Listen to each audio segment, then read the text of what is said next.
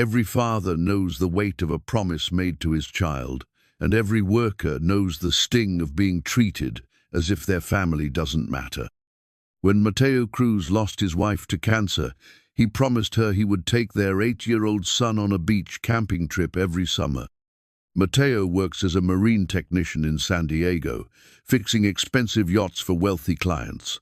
His boss, Cassandra Vale, is a billionaire CEO who only cares about money and sees her employees as numbers on a spreadsheet. When Mateo asks for 1 week off to keep his promise to his late wife, Cassandra says no without even looking up from her desk. She tells him the company is too busy to spare anyone, even though Mateo is the best mechanic they have. But life has a way of teaching lessons to those who need them most. A few days later, Cassandra's prized $4 million yacht breaks down right before her most important business meeting. Every expert she calls fails to fix it. With her career on the line, she has no choice but to ask the same man she just rejected for help. Will Teo save the day for the billionaire boss who crushed his simple dream? Before we jump back in, tell us where you're tuning in from, and if this story touches you, make sure you're subscribed, because tomorrow I've saved something extra special for you.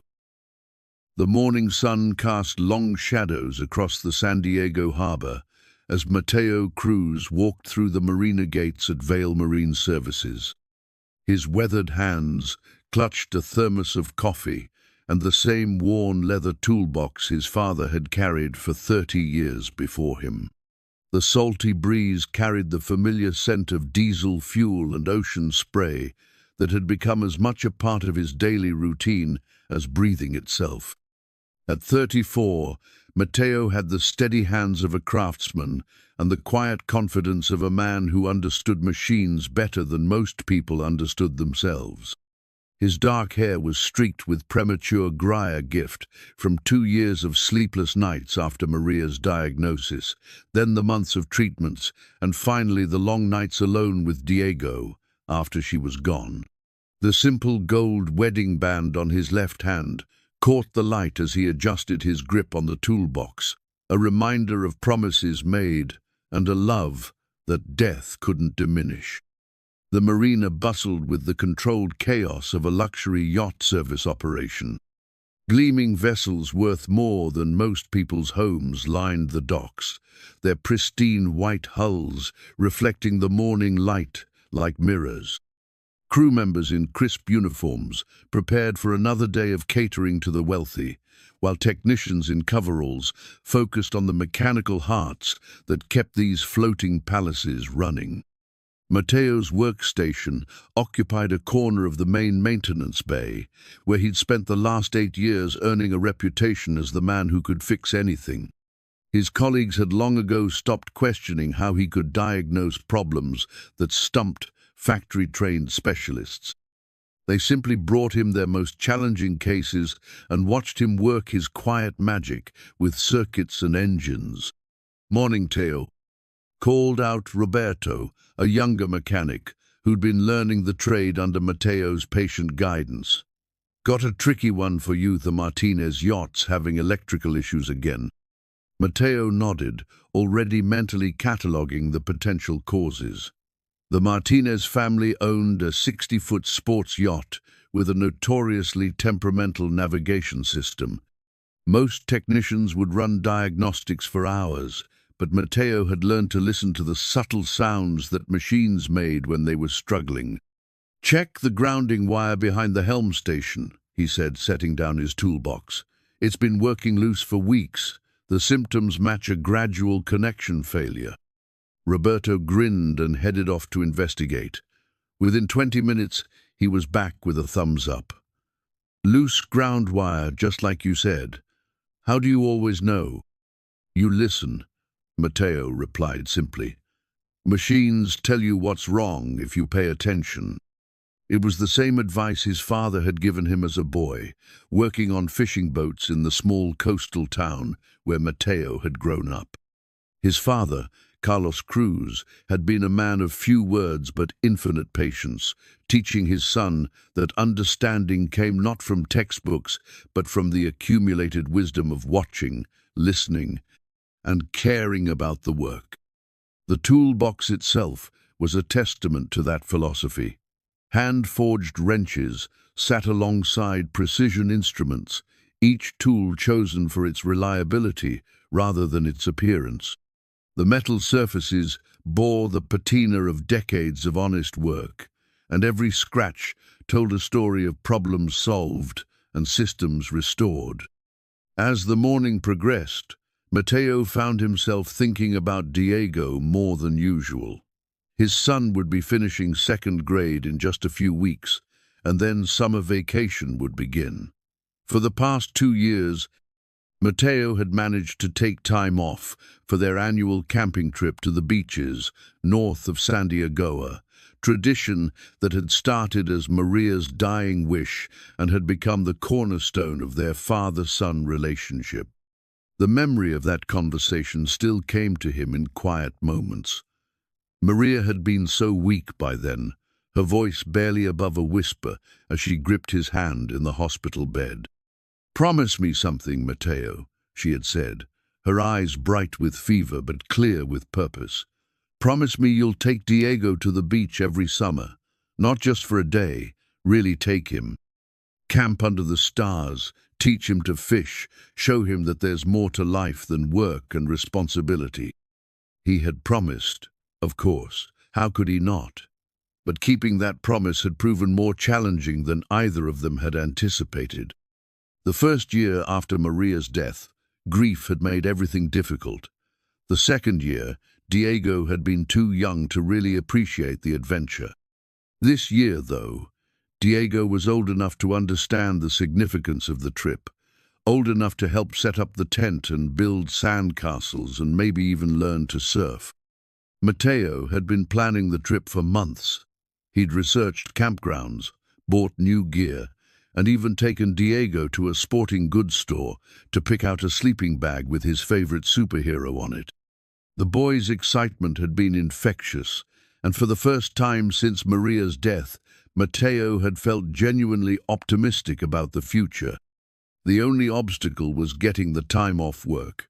Vail Marine Services operated on a skeleton crew during the winter months, but summer brought a surge of activity as yacht owners prepared for the busy charter season. Mateo understood the business pressures, but he also understood the importance of keeping promises to 8-year-old boys who had already lost too much. His supervisor, Jim Hendricks, had been encouraging when Mateo mentioned the vacation request. "You've got more unused time than anyone in the department," Jim had said, "and Lord knows you've earned it. Just make sure you get it approved through the front office before the summer rush really hits." That front office meant Cassandra Vail, the CEO and owner of Vail Marine Services.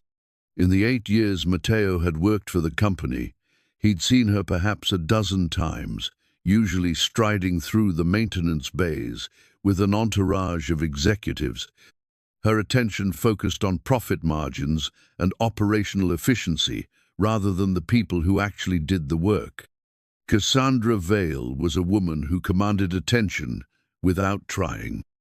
At 42, she had built a marine services empire that catered to the ultra-wealthy, providing everything from routine maintenance to complete yacht refurbishments. Her business acumen was legendary in the industry, and her ability to anticipate market trends had made her one of the most successful entrepreneurs in Southern California. But success, Mateo had observed, seemed to come at a cost.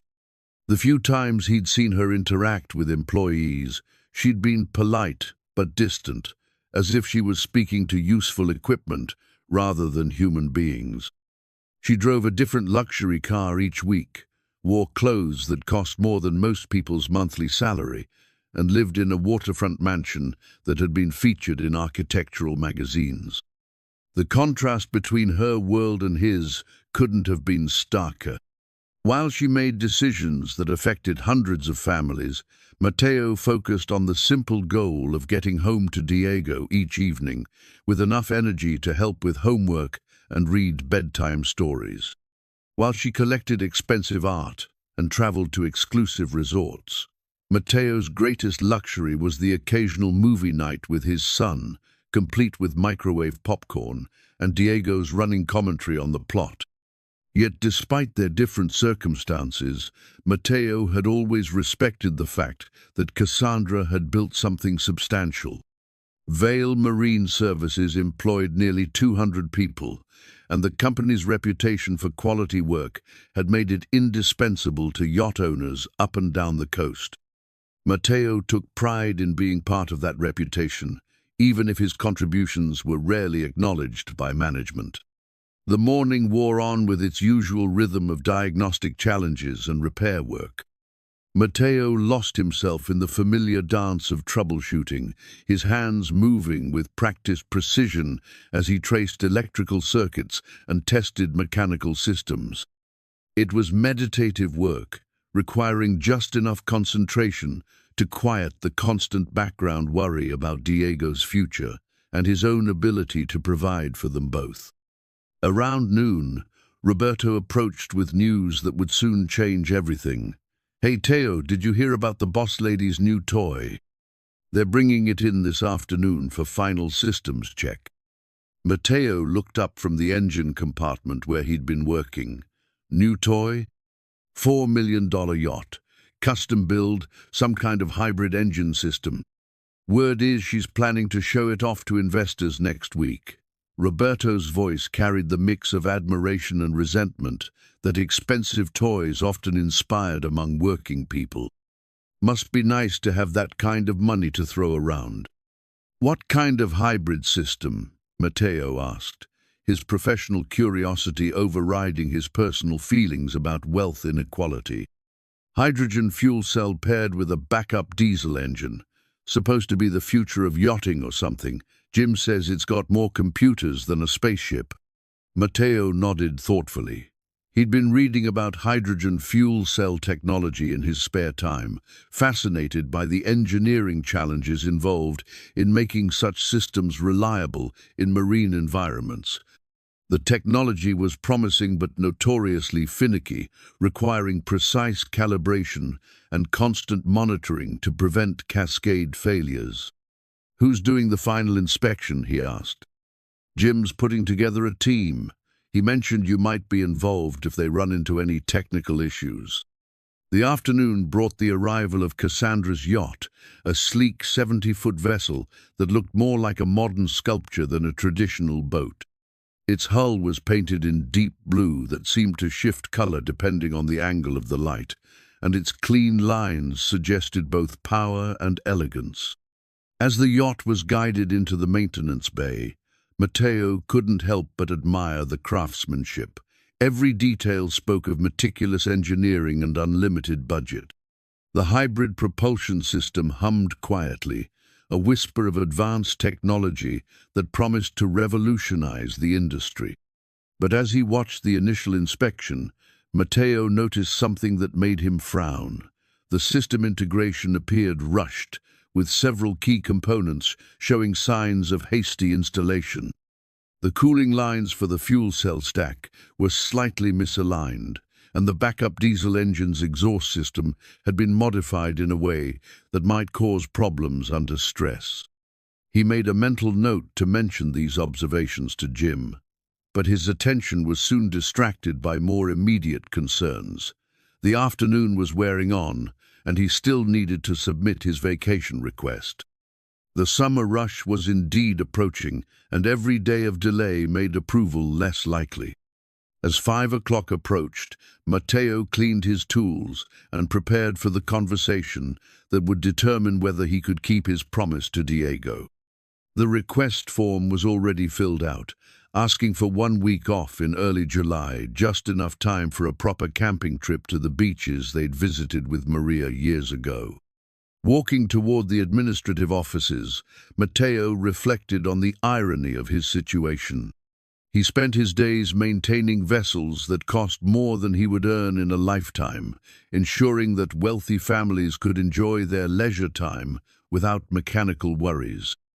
Yet when it came to his own family's modest needs, he found himself having to beg for basic consideration. The administrative wing of Vale Marine Services was a different world from the maintenance bays. Polished marble floors replaced concrete, and the air smelled of expensive perfume rather than diesel fuel. Abstract paintings adorned the walls, their price tags probably exceeding Mateo's annual salary. Cassandra Vale's office occupied the corner of the building, its floor-to-ceiling windows offering a commanding view of the harbor. As Mateo approached, he could see her through the glass, bent over a stack of documents with the focused intensity of someone who measured time in profit margins rather than heartbeats. He knocked softly on the doorframe and waited for permission to enter. This would be the moment that determined whether he could keep his promise to Maria and Diego, or whether the demands of business would once again take precedence over the simple human need for family time. The conversation that followed would set in motion a chain of events that neither Mateo nor Cassandra could have predicted, transforming both their lives in ways that would echo far beyond the confines of 1 week's vacation request. The vacation request form felt heavier than it should have in Mateo's weathered hands as he stood outside Cassandra Vale's office. The single sheet of paper represented months of planning, weeks of Diego's excited chatter about sleeping bags and campfires, and the sacred promise he'd made to Maria in her final days. He'd filled out the form with careful precision, requesting July 7th through 14th own week that would mean everything to an 8-year-old boy who'd already endured too much loss. Through the glass partition, he could see Cassandra hunched over her mahogany desk, her blonde hair pulled back in a severe bun that matched her no-nonsense expression. Designer glasses perched on her nose as she reviewed what appeared to be financial reports, her manicured fingers moving rapidly across a tablet screen. The office around her spoke of success and control, leather furniture that cost more than most people's cars, abstract art that suggested sophistication without warmth, and floor-to-ceiling windows that offered a commanding view of the harbor she owned. Mateo knocked gently on the doorframe, the sound barely audible over the hum of the air conditioning system. Cassandra looked up with the practiced efficiency of someone who measured interruptions in lost revenue. "Yes?" Her voice carried the crisp authority of someone accustomed to being obeyed without question. "Miss Vale, I'm Mateo Cruz from the maintenance department. I have a vacation request that needs your approval." He stepped into the office, suddenly aware of his work clothes and the faint scent of diesel fuel that seemed to cling to him despite his best efforts. Cassandra's eyes flicked to the form in his hands, then back to her tablet. "Submitted through HR. They handle vacation requests." "I did, ma'am. HR said all vacation requests during peak season need your personal approval." Mateo's voice remained steady, though his heart was beating faster than usual. She sighed, the sound carrying the weight of someone perpetually burdened by other people's needs. "Peak season starts in 2 weeks. We can't afford to lose anyone from the technical staff." "It's just 1 week, Miss Vale. I haven't taken any vacation time in almost 2 years." He extended the form toward her desk. Without looking up from her tablet, Cassandra waved the paper away. "Request denied. We have 3 major yacht deliveries scheduled for July, and the summer charter season is our busiest period. One absent technician could cost us thousands in delays." The words hit Mateo like a physical blow. He'd expected resistance, but not outright dismissal without even a glance at the specific dates. "Miss Vale, if I could just explain." "There's nothing to explain." She finally looked up, her blue eyes cold and calculating. "You're a maintenance worker. Maintenance workers don't take vacations during peak season. It's basic business sense. I'm not just a maintenance worker, Matteo said quietly, surprised by his own boldness. I'm the senior marine technician. I've been here 8 years, and I've never let the company down. Then don't start now. Cassandra's attention had already returned to her tablet. Peak season ends in September. Submit your request then. The casual dismissal stung worse than anger would have. Matteo stood there for a moment, watching this woman who earned more in a day than he made in a year, who lived in a world where other people's promises to their children were merely inconveniences to be managed. "Miss Vale," he said, his voice carrying a note of desperation he immediately regretted. "This isn't just any vacation. I promised my late wife I'd take our son camping every summer. It's the only tradition we have left." For a brief moment, something flickered across Cassandra's face, perhaps a shadow of recognition that she was dealing with a human being rather than a personnel issue. But it passed quickly, replaced by the armor of professional detachment she wore, like expensive perfume. "I'm sorry for your loss," she said, her tone suggesting she was anything but sorry. "But personal situations don't change business realities. The company has obligations to our clients. And I have obligations to my son." The words came out sharper than Matteo intended. Cassandra's eyes narrowed, and for the first time in the conversation, she gave him her full attention. "Mr. Cruz, is it? Let me be very clear about something. This company employs nearly 200 people. If I started making exceptions for every personal situation, we'd have no operational capacity. Your job is to maintain our equipment. My job is to run a profitable business. Those roles don't overlap." "I understand business pressure," Matteo said, struggling to keep his voice level. "But I'm asking for 1 week. 1 week in 8 years. 1 week during our most critical period." Cassandra stood up, her 5'6" frame somehow projecting authority across the spacious office. "Do you know what happens if we delay a delivery to a client who's paying us $50,000 for a charter? They go to our competitors, and when they go to our competitors, we lose revenue. When we lose revenue, we can't afford to keep employees." The threat was subtle but unmistakable.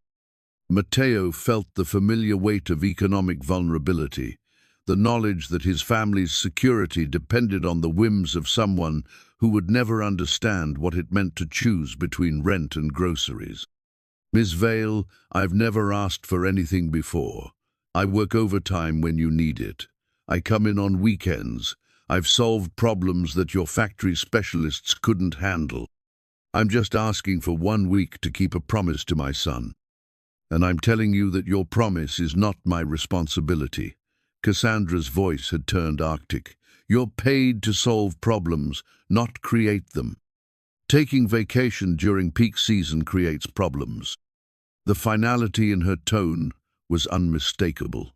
Matteo looked down at the vacation request form, still clutched in his hands, and felt something fundamental shift inside him.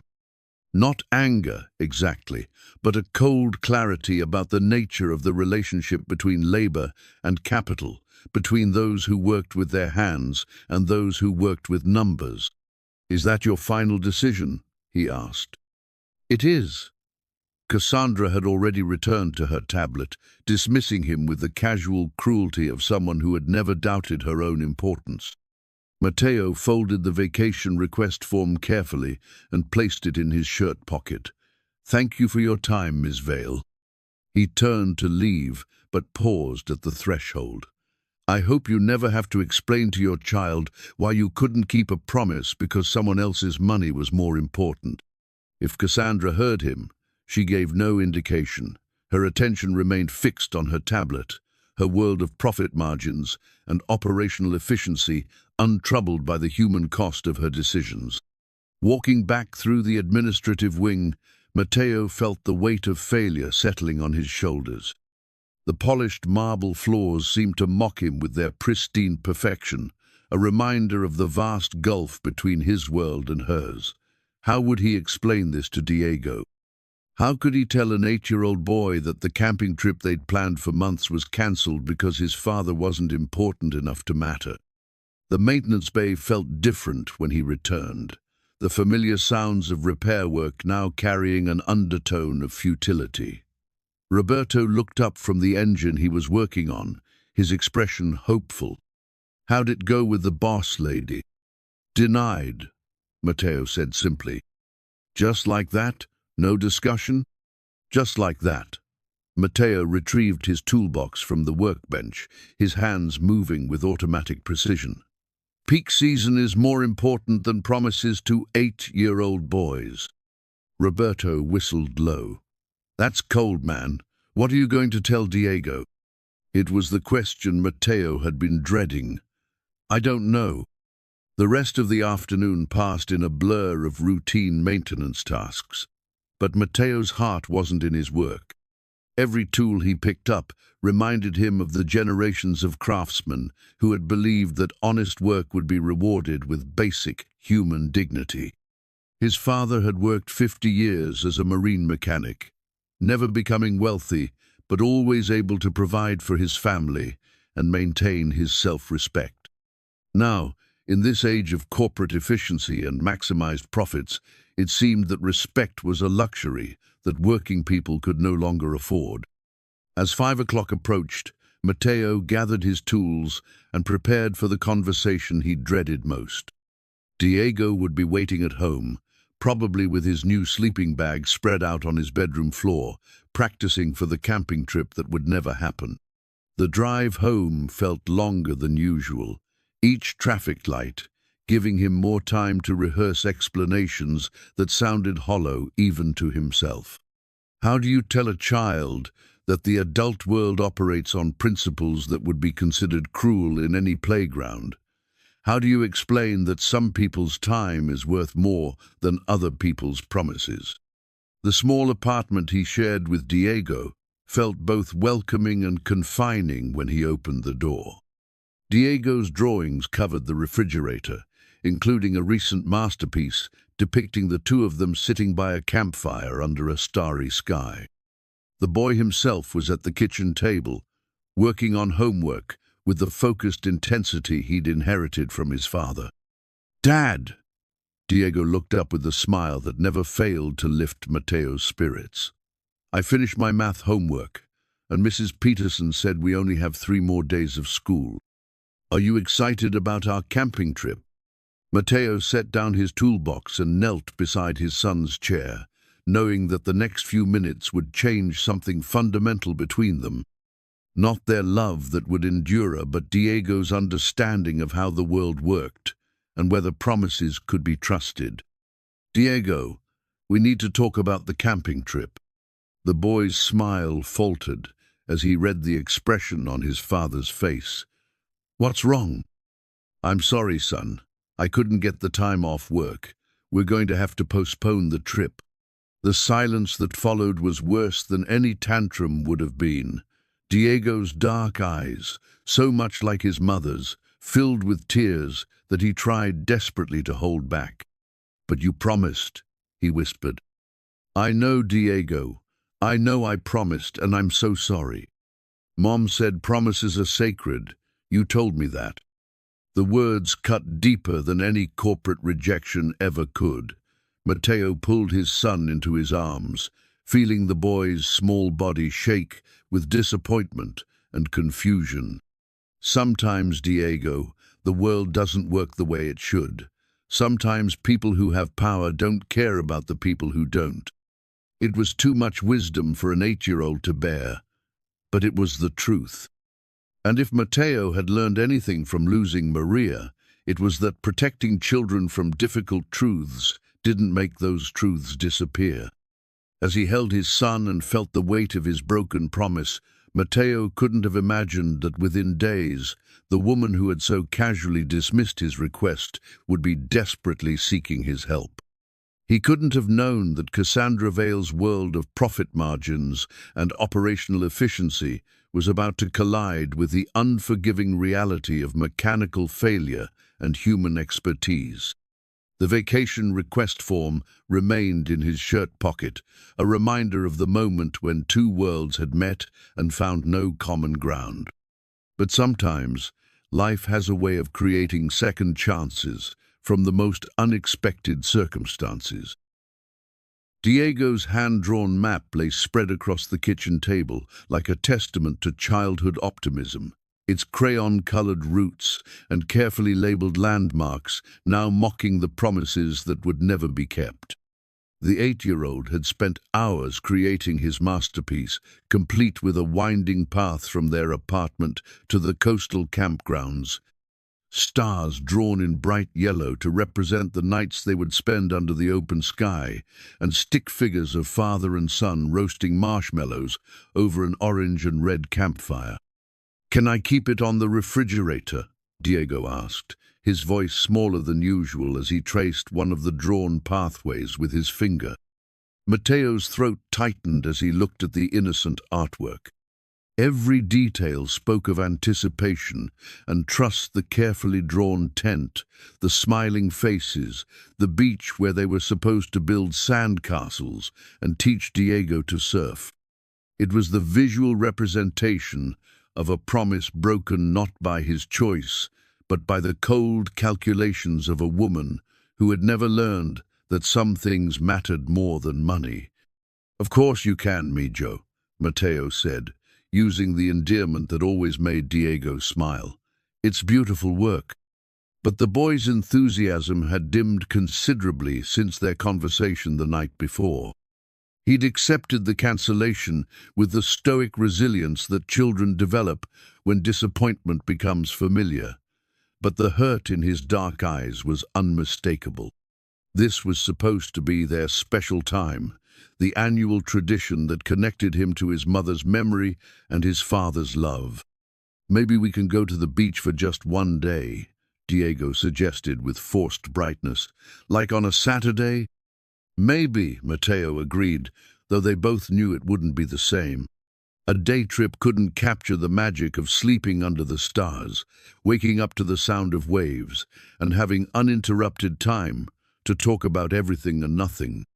It couldn't replicate the sense of adventure that Maria had wanted them to share, the escape from routine that would create lasting memories. The drive to work felt heavier than usual, weighted down by the knowledge that he'd have to face another day of maintaining luxury vessels for people who could afford to take vacations whenever they pleased. The irony wasn't lost on him. He spent his days ensuring that wealthy families could enjoy their leisure time, while his own family's modest dreams were dismissed as irrelevant. At Vale Marine Services, the rhythm of work continued as if nothing had changed. Boats needed maintenance, systems required troubleshooting, and the approaching summer season demanded preparation. But Mateo found it difficult to summon his usual enthusiasm for the work. Each task felt mechanical, devoid of the satisfaction he'd once found in solving complex problems. Roberto noticed the change immediately. "You're quiet today, hermano. Still thinking about that vacation thing?" "I keep thinking about my son's face when I told him we couldn't go," Mateo said, adjusting a fuel line connection with perhaps more force than necessary. "He drew this map of our camping route. Took him hours. Now it's just going to sit on the refrigerator as a reminder of what we couldn't do." "That's harsh, man. The boss lady couldn't make an exception for 1 week. She made it very clear that my personal situation isn't her concern." Mateo's voice carried a bitterness that was unusual for him. "According to her, I'm just a maintenance worker who should know better than to ask for time off during peak season." The conversation was interrupted by Jim Hendricks, their supervisor, who approached with the purposeful stride of someone carrying important news. "Teo, I need you to take a look at the new Yacht, the boss's personal vessel." The initial systems check revealed some irregularities. Mateo set down his tools and followed Jim toward the slip where Cassandra's $4 million yacht waited. Up close, the vessel was even more impressive than it had appeared from a distance. The hull's deep blue finish seemed to absorb light rather than reflect it, and the clean lines suggested both power and elegance. But as Matteo's trained eye examined the technical specifications, he began to notice troubling details. "What kind of irregularities?" he asked.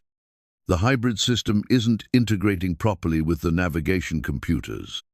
The fuel cell stack is showing intermittent power fluctuations, and the backup diesel engine has been running hotter than normal." Jim's expression was serious. "The factory technicians spent 3 hours on it yesterday and couldn't isolate the problem." Matteo climbed aboard and made his way to the engine compartment. The hybrid propulsion system was indeed a marvel of modern engineering, a hydrogen fuel cell paired with a conventional diesel engine designed to provide both efficiency and reliability. But as he examined the installation, several concerns became apparent.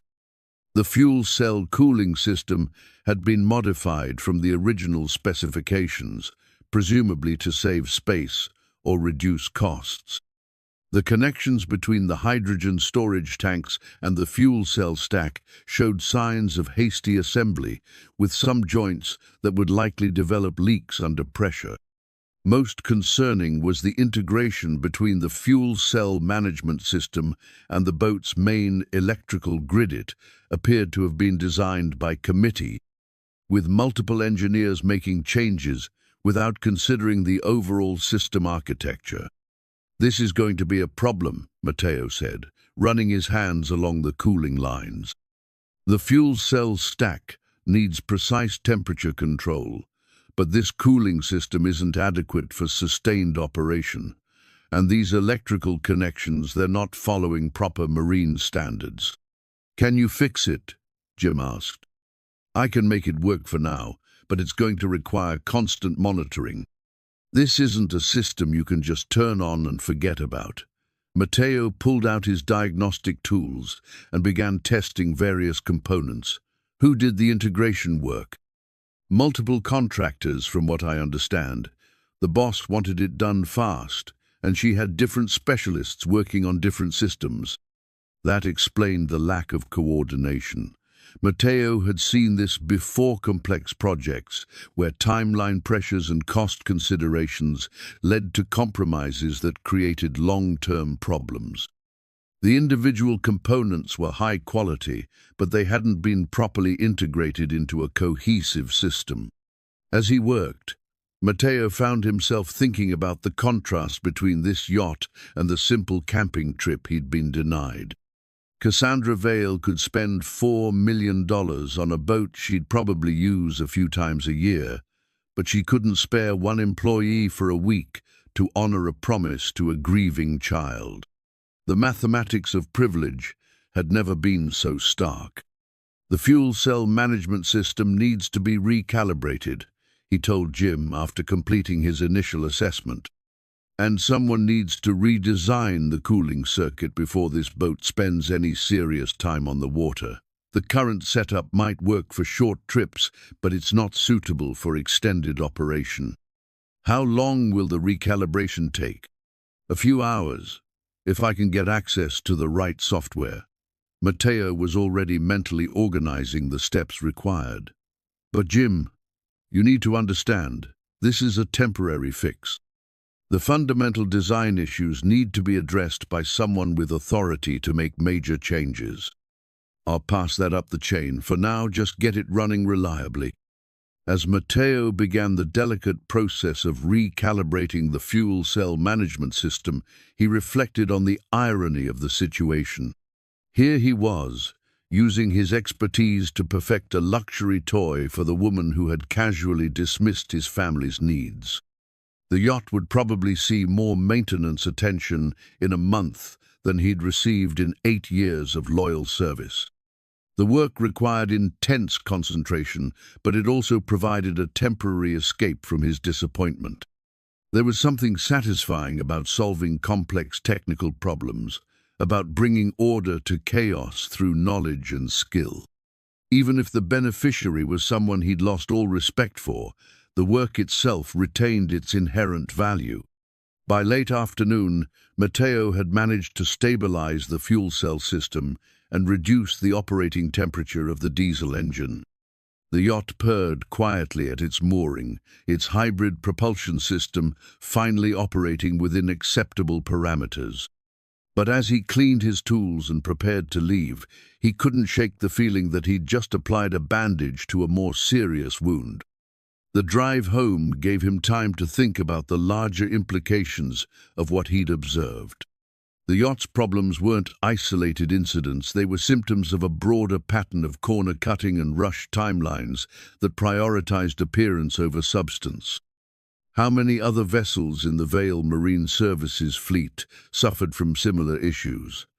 How many clients were unknowingly taking risks because someone had decided that proper engineering took too long or cost too much? Diego was waiting for him at the kitchen table again, this time with a different project. Instead of homework, he was working on what appeared to be a letter, his tongue sticking out slightly as he concentrated on forming each letter carefully. "What are you writing, Mijo?" Matteo asked, hanging his work jacket on the back of a chair. "A letter to your boss." Diego said seriously, "I want to ask her if I can work at her company for the week you were supposed to be off. Then you wouldn't be short-handed, and we could still go camping." The innocent proposal broke Matteo's heart. Here was his 8-year-old son trying to solve an adult problem with the pure logic of childhood. If manpower was the issue, then he would volunteer to help. It was the kind of thinking that made perfect sense until you considered the realities of labor laws, insurance regulations, and the fundamental truth that Cassandra Vale's refusal had nothing to do with actual operational needs. "Diego, that's very thoughtful of you, but kids can't work at companies. There are rules about that." "Then why did she say you couldn't take time off because they needed workers?" It was a fair question, and one that highlighted the fundamental dishonesty of Cassandra's position. The company wasn't actually short-staffed, they were just unwilling to make temporary adjustments to accommodate their employees' lives. But explaining the nuances of corporate power dynamics to an 8-year-old felt like destroying what remained of his innocence.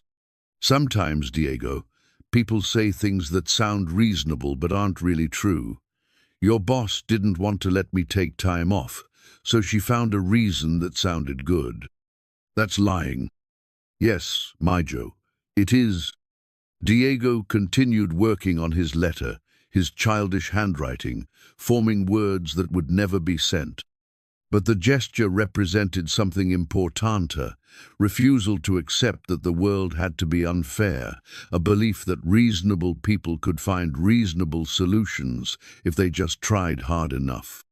As Matteo watched his son work, he felt a renewed sense of determination. Maybe the camping trip was cancelled, but that didn't mean the promise to Maria had to be broken permanently.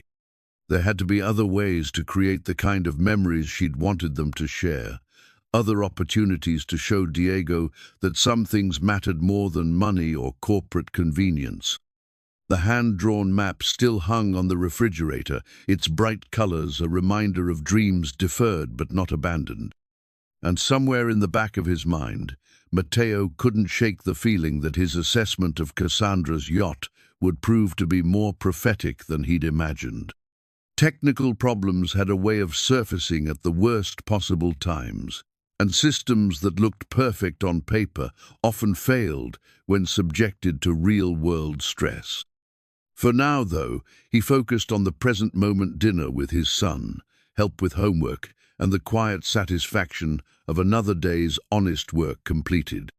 The camping trip might be cancelled, but the promise to Maria lived on in every small act of love and attention he showed their son. That was something no corporate executive could take away, no matter how much power they wielded or how little they cared about the people who made their success possible. Maria's journal lay open on the kitchen table, its leather cover worn soft from years of handling. Mateo had discovered it while searching for Diego's birth certificate, tucked away in the shoebox where he kept important documents and memories from their life together. The pages were filled with her careful handwriting, documenting everything from daily observations to profound reflections on motherhood and love.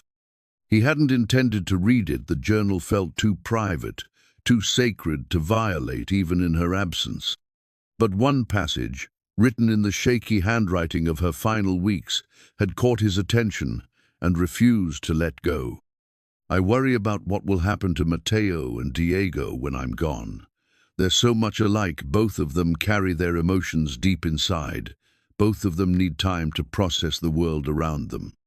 I hope Mateo remembers that healing happens in quiet moments, in shared experiences that don't require words. The camping trips we used to take before I got sick, those were when Diego was most himself, when Mateo could step away from his responsibilities and just be a father. Please, God, let them find their way back to those moments." The words had been written 3 months before her death, when she was still lucid enough to plan for a future she wouldn't see. Below that entry, in even shakier handwriting, she'd added, "I made Mateo promise about the camping trips. Not because I think nature has magical healing properties, but because I know they both need permission to be vulnerable together. In our everyday lives, they're both so focused on being strong for each other that they forget to be human. Under the stars, away from work and school, and all the things that remind them of loss, maybe they can remember how to laugh together." Mateo closed the journal gently, feeling the weight of understanding that came too late. The camping trips weren't just about keeping a promise. They were about creating space for grief to transform into something bearable, for a father and son to rediscover their connection beyond the daily routine of survival. Diego appeared in the kitchen doorway, dressed in his school clothes, but moving with the reluctant energy of someone who'd rather be anywhere else. "Dad, do I have to go to school today?" "Of course you do, Major. Why would you ask that?" "Because Jimmy's mom is taking him to Disneyland today, and Melissa gets to go to her grandmother's house in Arizona for 2 weeks, and Tyler's family is going camping in Yellowstone." Diego's voice carried the matter-of-fact tone children use when stating obvious injustices. "Everyone gets to do fun things with their families except us." The comparison stung because it was partially true. Around them, other families were making summer plans, booking vacations, and creating the kind of memories that would last a lifetime. Meanwhile, Mateo was working double shifts to maintain the luxury vehicles that would take those families on their adventures. "We'll do something special too, Diego. Just because we can't go camping right now doesn't mean we can't have fun together." "Like what?" It was a fair question, and one that highlighted the limitations of their situation. Without the time off he'd requested, Mateo's options were limited to evenings and weekends. They could go to the beach for a day, visit the zoo, or catch a movie, all worthwhile activities, but nothing that approached the significance of the camping tradition Maria had wanted them to maintain. "We'll figure something out," Mateo said, knowing the answer was inadequate but unable to offer anything more concrete. At work, the atmosphere seemed different. Word had spread about Mateo's denied vacation request, and his colleagues were treating him with the careful sympathy usually reserved for someone dealing with a family tragedy. In a sense, that's exactly what it was. The death of a promise, the burial of a tradition that had been meant to honor Maria's memory. "Any word from upstairs about your situation?" Roberto asked as they worked side by side on a routine maintenance check. "Nothing's going to change," Mateo replied. "The decision's been made." "That's messed up, man. You're the best mechanic we have. They should be bending over backwards to keep you happy." "I'm not asking them to bend over backwards. I'm asking for 1 week off after 8 years of service. That's not unreasonable." The conversation was interrupted by the arrival of another yacht. this one belonging to the Hendricks family regular clients who brought their vessel in for monthly maintenance. As Matteo performed the routine checks, he found himself listening to the family's conversation about their upcoming cruise to the Mediterranean. "The kids are so excited," Mrs. Hendricks was saying to her husband. "Sarah's been planning what she wants to see in Rome for months." "It'll be good for them to experience different cultures," Mr. Hendricks replied. "Travel broadens the mind." Matteo continued his work, trying not to think about the fact that this family's vacation would cost more than he earned in 2 years. The yacht's fuel bill alone would probably exceed his monthly salary. Yet somehow, his request for unpaid time off was considered an unreasonable burden on the company. As the morning progressed, Matteo noticed increased activity around Cassandra's yacht. Several technicians were running diagnostic tests, and he could see Jim Hendricks in animated conversation with what appeared to be factory representatives. The hybrid propulsion system was clearly still causing problems. "Hey, Theo," Jim called out. "Can you take another look at the fuel cell system? We're getting some weird readings." Matteo set aside his current work and made his way to the yacht. The symptoms were immediately apparent. The fuel cell stack was running hotter than normal, and the cooling system was struggling to maintain proper temperature. The temporary fixes he'd implemented were holding, but barely. "How long has it been running like this?" he asked. "Since yesterday evening. The boss wanted to test it for extended operation, so we've been running it for 12-hour cycles." That explained the problem. The cooling system Matteo had identified as inadequate was now being stressed beyond its capabilities. The fuel cell stack was generating more heat than the compromised cooling circuit could dissipate, creating a dangerous feedback loop that would eventually lead to system failure. "You need to shut it down," Matteo said firmly. "This cooling system isn't designed for sustained operation. If you keep running it like this, you're going to damage the fuel cell stack." "The boss wants it ready for the investor presentation next week. She's planning to take them out for a demonstration cruise. Then she needs to understand that this system has serious limitations. I can keep it running for short periods, but it's not suitable for extended use without major modifications." Jim's expression was troubled. "What kind of modifications?" "Complete redesign of the cooling circuit. Probably need to replace the heat exchangers and upgrade the circulation pumps. It's not a small job." "How long would that take?" "With the right parts and authorization, maybe 2 weeks, but that's assuming we can get components on short notice." The timeline was clearly unacceptable. Jim ran his hands through his hair, the gesture of someone caught between impossible demands and physical reality. "Can you make it work for 1 more week, just until after the presentation?" Matteo considered the request carefully. The systems were operating at the edge of their capabilities, but with constant monitoring and careful management, they might survive a few more days. It would require someone with deep understanding of the hybrid technology to babysit the systems, adjusting parameters and watching for signs of impending failure. "I can try," he said finally, "but someone needs to stay with it constantly. These systems are too unstable to run unattended." "Would you be willing to do that? We'd pay overtime, of course." The irony wasn't lost on Matteo. The company couldn't spare him for 1 week of vacation, but they needed him to work extra hours to keep their most expensive asset functioning. He thought about declining, about letting Cassandra Vale deal with the consequences of her cost-cutting decisions.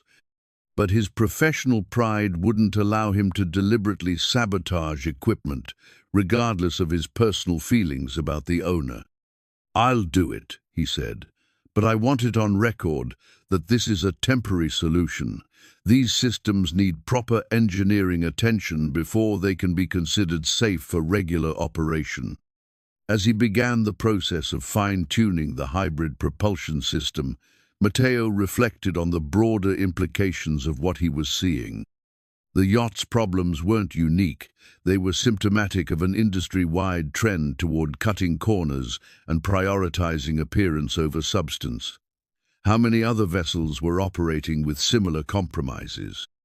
How many families were unknowingly at risk because someone had decided that proper engineering was too expensive or time-consuming? The work was demanding, requiring constant attention to multiple systems and their complex interactions. But it also provided a distraction from his disappointment about the camping trip. There was something satisfying about solving problems, about bringing order to chaos through knowledge and skill. By evening, Matteo had managed to stabilize the systems enough to allow for limited operation. The yacht could run for short periods without immediate danger, but it would require constant monitoring and frequent adjustments. It was the kind of high-maintenance solution that worked in the short term but created long-term problems. The drive home gave him time to think about the larger patterns he was observing. The yacht's problems, the denied vacation request, the industry's focus on profit over people, they were all connected, all symptoms of a system that prioritized short-term gains over long-term sustainability. Diego was waiting for him at the kitchen table again, this time with a different project. He'd been working on a photo album, carefully arranging pictures of their family's happier times. Maria smiled out from dozens of snapshots holding Diego as a baby, laughing at a beach picnic, helping him with a school project.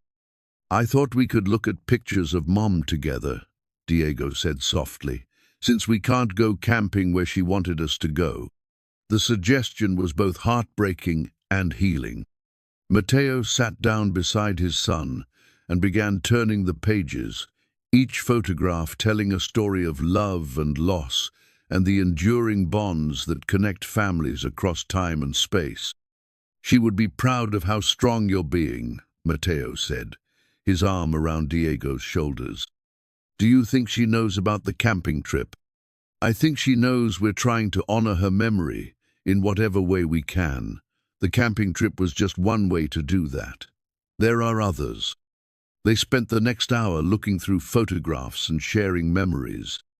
It wasn't the same as sleeping under the stars, but it was a different kind of intimacy, quieter, more reflective, but no less meaningful. As they prepared for bed, Matteo felt a renewed sense of determination. The camping trip might be cancelled, but the promise to Maria lived on in every moment of connection with their son. That was something no corporate executive could take away, no matter how much power they wielded or how little they understood about the things that truly mattered. The journal remained open on the kitchen table, Maria's words serving as both inspiration and reminder. Tomorrow would bring new challenges, new opportunities to honor her memory and keep her dreams alive. The camping trip was just one destination on a longer journey toward healing and hope. The yacht's original blueprint spread across Matteo's workbench like a technical prophecy, its precise lines and detailed specifications telling the story of what should have been rather than what actually was. The schematic showed the hybrid propulsion system as it had been designed by the original engineers, a marvel of integration where hydrogen fuel cells and diesel engines worked in perfect harmony, supported by cooling systems that could handle sustained operation and electrical networks that followed proper marine safety standards. Reality, as Matteo had learned over the past 3 days, was far different from the blueprint's pristine vision. The actual installation bore only passing resemblance to the original design, with modifications and shortcuts that compromised both efficiency and safety. Someone had decided that engineering excellence was less important than meeting deadlines and controlling costs. "The fuel cell management system is showing stress indicators again," Roberta reported, checking the diagnostic display. "Temperatures creeping up toward the red zone." Matteo wiped his hands on a shop rag and moved to the control panel. The numbers confirmed what he'd feared. The jury-rigged cooling system was losing its battle against the heat generated by the fuel cell stack. They were operating on borrowed time, each hour of operation bringing them closer to a catastrophic failure that would leave Cassandra's prized yacht dead in the water. "Reduce power to 70%, he instructed, "and increase the cooling flow rate. We need to buy ourselves some time." "How much longer can we keep this up?" "Maybe a few more days if we're careful, but this system is fundamentally flawed. It's like trying to run a marathon with a sprained ankle. You might make it to the finish line, but you're going to do permanent damage in the process." The analogy was more apt than Matteo realized. The yacht's problems weren't just mechanical, they were symptomatic of a deeper issue with how Vale Marine Services operated. The same cost-cutting mentality that had led to the yacht's compromised systems had also created the workplace culture that treated employees as expendable resources rather than valuable human beings. As the morning progressed, Matteo found himself thinking about the conversation he'd had with Diego the night before. His son had been working on a school project about careers, and when asked what his father did for work, Diego had written, "My dad fixes boats for rich people who don't know how to say thank you." The innocent observation had stung because it was essentially accurate. Matteo spent his days maintaining vessels worth more than most people's homes, ensuring that wealthy families could enjoy their leisure time without mechanical interruptions. Yet his own family's modest needs were dismissed as irrelevant inconveniences. "Teo, can you come look at this?" Jim Hendricks called from the yacht's navigation station. "We're getting some weird readings from the electrical system." Matteo made his way to the helm, where multiple warning lights were flashing in what appeared to be a random pattern. The electrical system was clearly struggling, but the symptoms didn't match any standard diagnostic pattern he'd seen before. "How long has this been happening?" he asked. "Started about an hour ago. The factory tech said it might be related to the fuel cell integration, but he couldn't pinpoint the exact cause." Matteo pulled out his handheld oscilloscope and began testing various circuits. The readings were troubling voltage fluctuations that suggested the electrical system was unstable, power spikes that could damage sensitive electronics, and ground faults that posed potential safety hazards. "This is what happens when you try to integrate complex systems without proper engineering oversight," he said, more to himself than to Jim. "The fuel cell management system is sending conflicting signals to the main electrical grid. Can you fix it?" "I can isolate the problem circuits and create workarounds, but it's going to make the system even more unstable. Every fix creates new vulnerabilities." As Matteo worked, he couldn't help but think about the broader implications of what he was seeing. The yacht represented everything that was wrong with the modern marine industry: focus on impressive specifications and cutting-edge technology, but without the fundamental engineering discipline required to make those systems work reliably. The original blueprint had been created by engineers who understood the complexities of marine propulsion. Every component had been carefully selected and positioned to work in harmony with the others. The cooling systems were designed with generous capacity margins to handle unexpected stress. The electrical systems followed proven safety protocols developed over decades of marine experience. But somewhere in the transition from blueprint to reality, those careful considerations had been sacrificed to timeline pressures and cost constraints. The result was a technological marvel that looked impressive on paper, but was fundamentally unreliable in practice. "The electrical problems are getting worse," Matteo told Jim after completing his assessment. "I can create temporary fixes, but each one makes the overall system more fragile. It's like trying to repair a spider web. Every patch puts more stress on the remaining structure. What would it take to fix it properly?" "Complete rewiring of the electrical integration.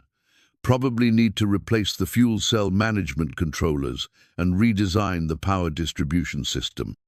It's essentially a full rebuild of the yacht's electrical infrastructure. Jim's expression was grim. That's not going to happen before the investor presentation. Then you need to understand that this yacht is operating with significant safety risks. The electrical system is unstable, the cooling system is inadequate, and the fuel cell management system is unreliable. One component failure could cascade into a complete system breakdown. But it'll run for the presentation. It might, but I wouldn't want to be responsible for what happens if something goes wrong during the demonstration. The conversation was interrupted by the arrival of Cassandra Vale herself, accompanied by a group of men in expensive suits who were clearly the investors she was hoping to impress.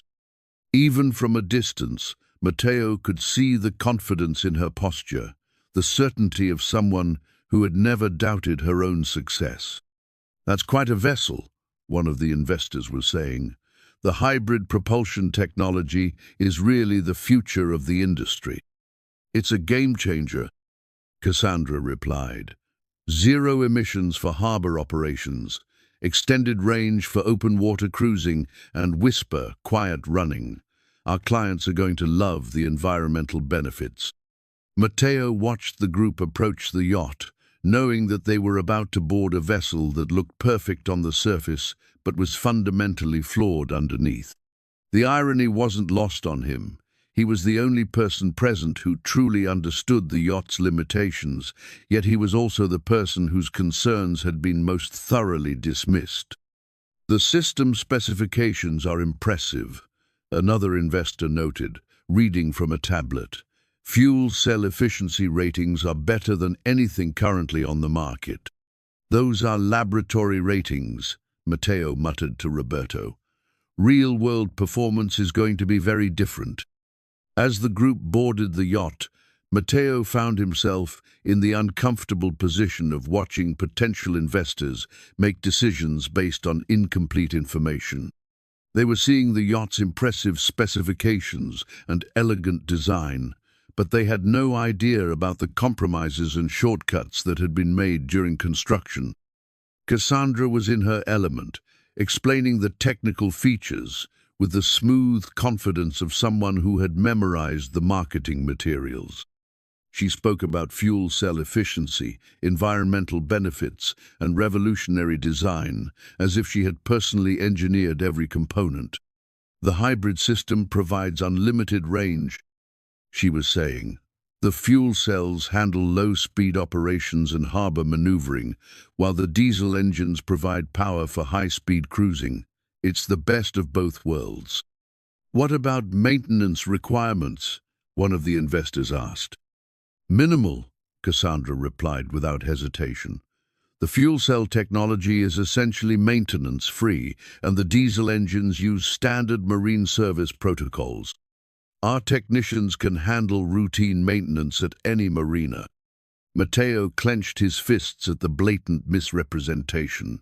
The fuel cell system required specialized knowledge and constant monitoring. The electrical integration was so complex that most technicians wouldn't know where to begin troubleshooting. The cooling system needed daily attention to prevent overheating.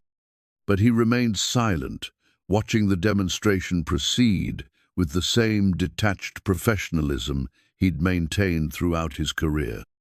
It wasn't his job to educate investors about the yacht's limitations. His job was to keep the systems running long enough for the presentation to succeed. The tour continued for another hour, with Cassandra highlighting features and capabilities that existed more in theory than in practice.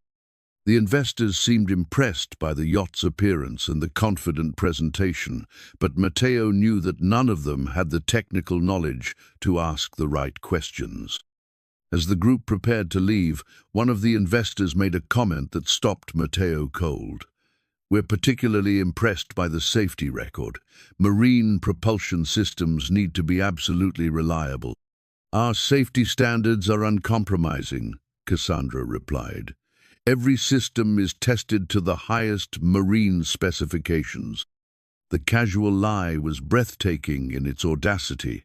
Matteo knew that the yacht's safety record was non-existent. It had never been properly tested under real-world conditions. The electrical system was unstable, the cooling system was inadequate, and the fuel cell management system was unreliable. Yet Cassandra was representing it as a proven, safe technology. After the investors left, Matteo found himself staring at the yacht's blueprint again, its precise lines now seeming like a monument to abandoned principles. The original engineers had created something beautiful and functional, but their vision had been corrupted by the same mentality that treated employees as expendable resources. The yacht was a metaphor for everything wrong with the modern economy, impressive on the surface, but fundamentally unsustainable underneath. It represented the triumph of appearance over substance, of short-term thinking over long-term planning, of profit over people. As he rolled up the blueprint and prepared to continue his monitoring duties, Matteo reflected on the strange irony of his situation. He was the only person who truly understood the yacht's problems, yet he was also the person whose expertise was most taken for granted. His knowledge was essential to keeping the systems running, but his opinions about their fundamental flaws were dismissed as irrelevant. The camping trip he'd been denied would have cost the company nothing. His salary would have been saved, and the work could have been covered by other technicians. But the yacht's problems were costing thousands of dollars in overtime, specialized equipment, and constant monitoring. The mathematics of corporate decision-making had never been more absurd. The afternoon passed in a blur of system adjustments and diagnostic checks. The yacht continued to operate, but each hour brought new challenges and new evidence of the fundamental design flaws that no amount of skilled maintenance could overcome. Matteo found himself in the strange position of being both the yacht's savior and its most knowledgeable critic, keeping it running while knowing that its problems were essentially unsolvable. As evening approached, he began to suspect that the yacht's day of reckoning was approaching faster than anyone realized. The systems were operating at their limits, held together by expertise and determination rather than sound engineering. It was only a matter of time before something gave way, and when it did, the consequences would be far more serious than a cancelled camping trip. The investor presentation slides glowed on Cassandra's laptop screen, each page a carefully crafted promise of technological revolution and unprecedented returns. Charts showed projected growth rates that would make early investors wealthy, while photographs of the yacht emphasized its sleek design and cutting-edge features. The presentation was a masterpiece of corporate salesmanship, designed to convince sophisticated investors that they were looking at the future of marine propulsion technology. But as Matteo watched Cassandra rehearse her pitch in the conference room above the maintenance bay, he knew that the reality behind those polished slides was far different from the story being told. The yacht that looked so impressive in the photographs was currently held together by temporary fixes and constant monitoring. The revolutionary technology being promoted was actually a collection of compromised systems that barely functioned under ideal conditions.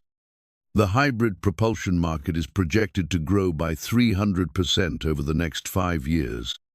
Cassandra was saying to her assembled executives, "By positioning ourselves as the leader in this technology, we're not just selling yachts, we're selling the future of recreational boating."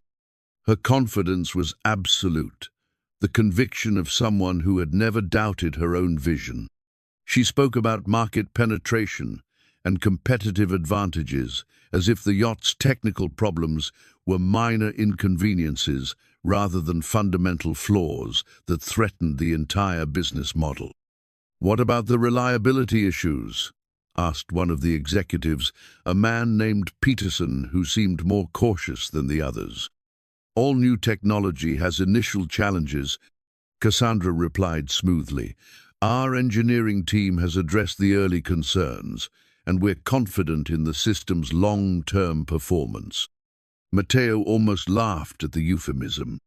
Initial challenges was corporate speak for the yacht barely works and requires constant expert attention to prevent catastrophic failure. The engineering team that had supposedly addressed the concerns consisted mainly of him, working alone to prevent disaster through skill and determination. The meeting continued for another hour, with Cassandra painting an increasingly rosy picture of the yacht's capabilities and market potential. She spoke about environmental benefits, operational efficiency, and customer satisfaction, as if these were proven facts rather than theoretical possibilities. The presentation was designed to answer every conceivable investor concern, while avoiding any mention of the yacht's actual operational history. After the executives left, Matteo returned to his monitoring duties, checking the yacht systems for the 100th time that day. The fuel cell temperature was creeping upward again, and the electrical system was showing new signs of instability. He made the necessary adjustments, buying them a few more hours of operation, but he knew that each fix was becoming more temporary and more fragile. The isolation was becoming harder to bear. His colleagues sympathized with his situation, but they didn't fully understand the technical complexities he was dealing with. The executives and investors saw only the yacht's impressive specifications, not the compromises and shortcuts that made those specifications meaningless in practice. And Cassandra herself seemed to exist in a bubble of willful ignorance, convinced that determination and marketing could overcome any technical obstacle. "Dad, you look tired," Diego observed when Matteo arrived home that evening. "Are you okay?" The question was simple, but it carried the weight of an 8-year-old's intuitive understanding that something was wrong. Diego had been unusually quiet lately, still processing the disappointment of the cancelled camping trip while trying to support his father through what was clearly a difficult time. "I'm fine, Mijo, just dealing with some complicated problems at work. The same problems that made you miss our camping trip. Different problems, but they're all connected. Sometimes, when people care more about money than about doing things right, it creates problems that are hard to fix." Diego considered this with the seriousness that children bring to adult concepts they're trying to understand. "Is your boss still being mean to you?" "She's not mean exactly. She just doesn't understand that some things are more important than money. Like promises to your family. Like promises to your family." They ate dinner together at the small kitchen table, the conversation flowing around Diego's school day and his plans for the weekend. It was a normal, comfortable routine, but Matteo found himself thinking about the camping trip they should have been planning, the memories they should have been preparing to create. The next morning brought new challenges at the yacht. The fuel cell system had developed an intermittent fault that caused sudden power fluctuations, while the electrical integration was showing signs of progressive failure. Matteo spent the first 2 hours of his shift creating new workarounds, each one more complex than the last. "This is getting ridiculous," Roberto observed, watching Matteo splice yet another bypass circuit. "How long can you keep this up?" "Until something breaks that I can't fix," Matteo replied. "The system is operating beyond its design limits. Every component is stressed, every connection is fragile. It's like trying to keep a house of cards standing in a windstorm. What happens if it fails during the investor demonstration? Then everyone discovers that the emperor has no clothes." The reference wasn't lost on Roberto, who had grown up hearing his grandmother's stories about fairy tales and their moral lessons. Maybe that wouldn't be such a bad thing. Maybe not, Matteo agreed, but it would put a lot of people out of work, including us. The moral complexity of the situation was troubling. Matteo had no love for Cassandra Vale or her business practices, but he also understood that the company's failure would affect hundreds of families who depended on their paychecks. The yacht's problems weren't just technical, they were human, with real consequences for real people. As the afternoon wore on, Matteo found himself thinking about the broader implications of what he was witnessing. The yacht was a symbol of everything wrong with the modern economy, impressive on the surface, but fundamentally unsustainable underneath. It represented the triumph of marketing over engineering, of short-term thinking over long-term planning, of profit over people. But it also represented something else, the power of human expertise to overcome systemic failures. Every hour the yacht continued to operate was a testament to Matteo's skill and dedication, his ability to find solutions where others saw only problems. He was keeping the system running, not because he believed in its fundamental design, but because he took pride in his work and felt responsible for the people who depended on him. The irony wasn't lost on him.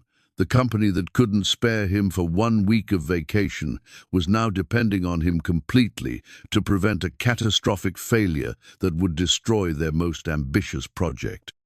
His expertise, which had been taken for granted when he was just another maintenance worker, was now the only thing standing between success and disaster. "Teo, can you come up to the conference room?" Jim's voice carried unusual urgency. "The boss wants to talk to you about the yacht." Matteo set down his tools and made his way upstairs, wondering what new crisis required his attention. The conference room was filled with executives and what appeared to be factory representatives, all looking concerned about something. "Mr. Cruz," Cassandra said, her tone more respectful than he'd ever heard it, "I understand you've been working around the clock to keep the yacht operational. I wanted to personally thank you for your dedication." The words should have felt gratifying, but they carried an undertone of desperation that made Matteo uncomfortable. This wasn't recognition of his expertise, it was acknowledgement that they needed him more than he needed them. "I'm just doing my job," he replied carefully. "Your job description doesn't include the kind of heroic effort you've been putting in. The factory representatives tell me that without your interventions, the yacht would have failed completely by now." One of the factory reps, a nervous man with thick glasses, nodded vigorously. "The system's integration is far more complex than we anticipated. Mr. Cruz's understanding of the interdependencies is remarkable, which is why I want to make sure you know how much we appreciate your efforts." Cassandra continued, "After the investor presentation, I'm planning to review our compensation structure. Employees like you deserve to be rewarded for exceptional performance." The promise was vague and conditional, the kind of corporate speak that meant nothing until it was actually implemented. But Matteo could see the genuine concern in Cassandra's eyes, the recognition that her entire project depended on his continued cooperation. "I appreciate that, Miss Vale," he said, "but I want to make sure you understand the risks involved. The yacht's systems are operating at their limits. Every day we continue like this increases the chances of a catastrophic failure." Define catastrophic. Complete system shutdown, potential safety hazards, possible damage to the fuel cell stack that would require complete replacement. The room fell silent as the implications sank in. The yacht that was supposed to revolutionize the industry was actually a technological disaster waiting to happen, held together by the expertise of a single technician whose vacation request had been denied without consideration. "How long can you keep it running?" Cassandra asked. "Maybe a few more days, but I can't make any guarantees. The system is fundamentally unstable. The investor presentation is tomorrow. Can you get us through that?" Matteo looked around the room at the anxious faces, understanding that his answer would determine the fate of the company's most ambitious project. The camping trip he'd been denied suddenly seemed like a trivial concern compared to the responsibility he now carried. "I'll do my best," he said, "but you need to have contingency plans in case something goes wrong." As he left the conference room, Matteo reflected on the strange turn his life had taken. A week ago, he'd been an anonymous maintenance worker whose personal needs were dismissed as irrelevant. Now he was the crucial figure in a high-stakes drama that would determine the company's future. The yacht's problems had elevated him from invisibility to indispensability, but the recognition felt hollow. He was being celebrated not for his human worth, but for his technical utility. The same corporate mentality that had denied his vacation request was now desperate for his expertise. The camping trip with Diego seemed more important than ever, not just as a promise to Maria, but as a reminder of what truly mattered. The yacht would eventually be fixed or replaced, the investors would move on to other opportunities, and the corporate drama would fade into memory. But the relationship between a father and son, the simple human connections that give life meaning, those were the things that deserved real attention and protection. As he returned to his monitoring duties, Matteo couldn't shake the feeling that the yacht's day of reckoning was approaching. The systems were operating on borrowed time, held together by expertise and determination, rather than sound engineering. When the inevitable failure occurred, it would force everyone involved to confront the difference between impressive appearances and underlying reality. The blueprint still lay on his workbench, its precise lines a reminder of what the yacht could have been if engineering excellence had been valued over cost control. But reality was what it was, and tomorrow would bring the ultimate test of whether human expertise could overcome systemic failures long enough to keep the corporate dream alive. The diagnostic report lay spread across Matteo's desk like a technical autopsy, its pages filled with data that told a story more damning than any corporate scandal.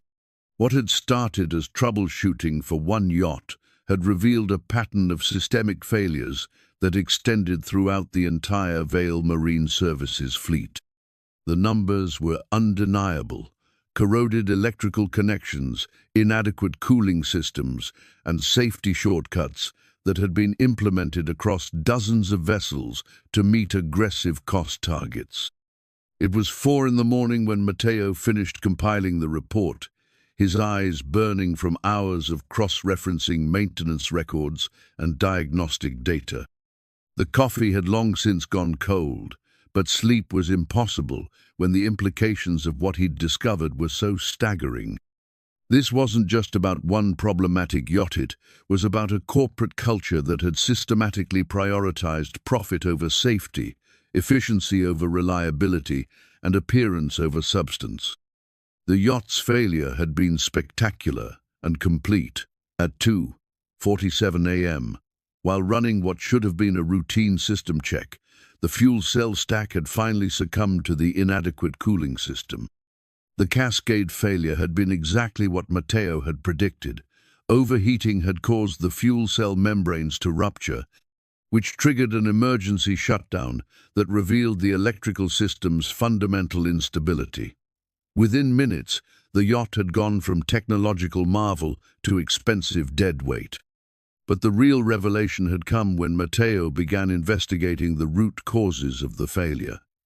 The same cost-cutting decisions that had doomed the yacht had been applied to other vessels in the fleet. The same inadequate cooling systems, the same rushed electrical integration, the same safety shortcuts that looked acceptable on paper but failed under real-world conditions. The diagnostic report documented 37 vessels with similar problems, representing nearly 40% of the Vale Marine Services fleet.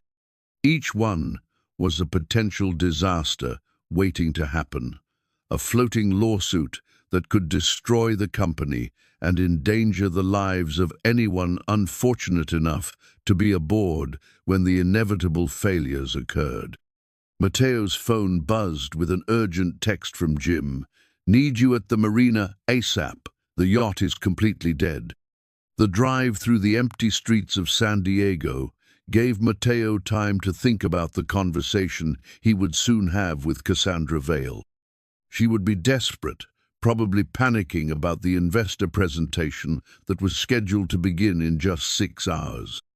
The yacht that was supposed to revolutionize the industry was now a $4 million paperweight, and the woman who had dismissed his vacation request without a second thought was about to discover just how much she needed his expertise. The marina was bustling with activity despite the early hour. Factory technicians, company executives, and emergency repair crews were all gathered around the disabled yacht, their faces reflecting the gravity of the situation. Cassandra herself stood at the center of the chaos, her usual composure cracked by the magnitude of the crisis. "Thank God you're here," she said when she saw Matteo approaching. "The entire system is down. The factory specialists have been working for 3 hours, and they can't even get a diagnostic reading."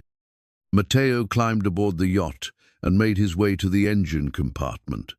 The damage was extensive, but not unexpected.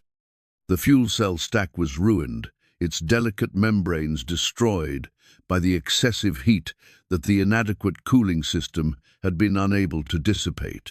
The electrical system had suffered cascade failures that would require complete rewiring to repair. The hybrid propulsion system that had been the yacht's greatest selling point was now a collection of expensive scrap metal. "Can you fix it?" Cassandra asked, her voice carrying a note of desperation that would have been unthinkable a week earlier. "Not in time for your presentation," Matteo replied honestly. "The fuel cell stack is destroyed. The electrical system needs to be completely rebuilt. You're looking at weeks of work, assuming you can get replacement parts." The color drained from Cassandra's face as the implications sank in. "There has to be something you can do, some kind of temporary fix." "I've been doing temporary fixes for days. This is what happens when you ignore fundamental design flaws and hope they'll go away." "What about the presentation? The investors are expecting a demonstration."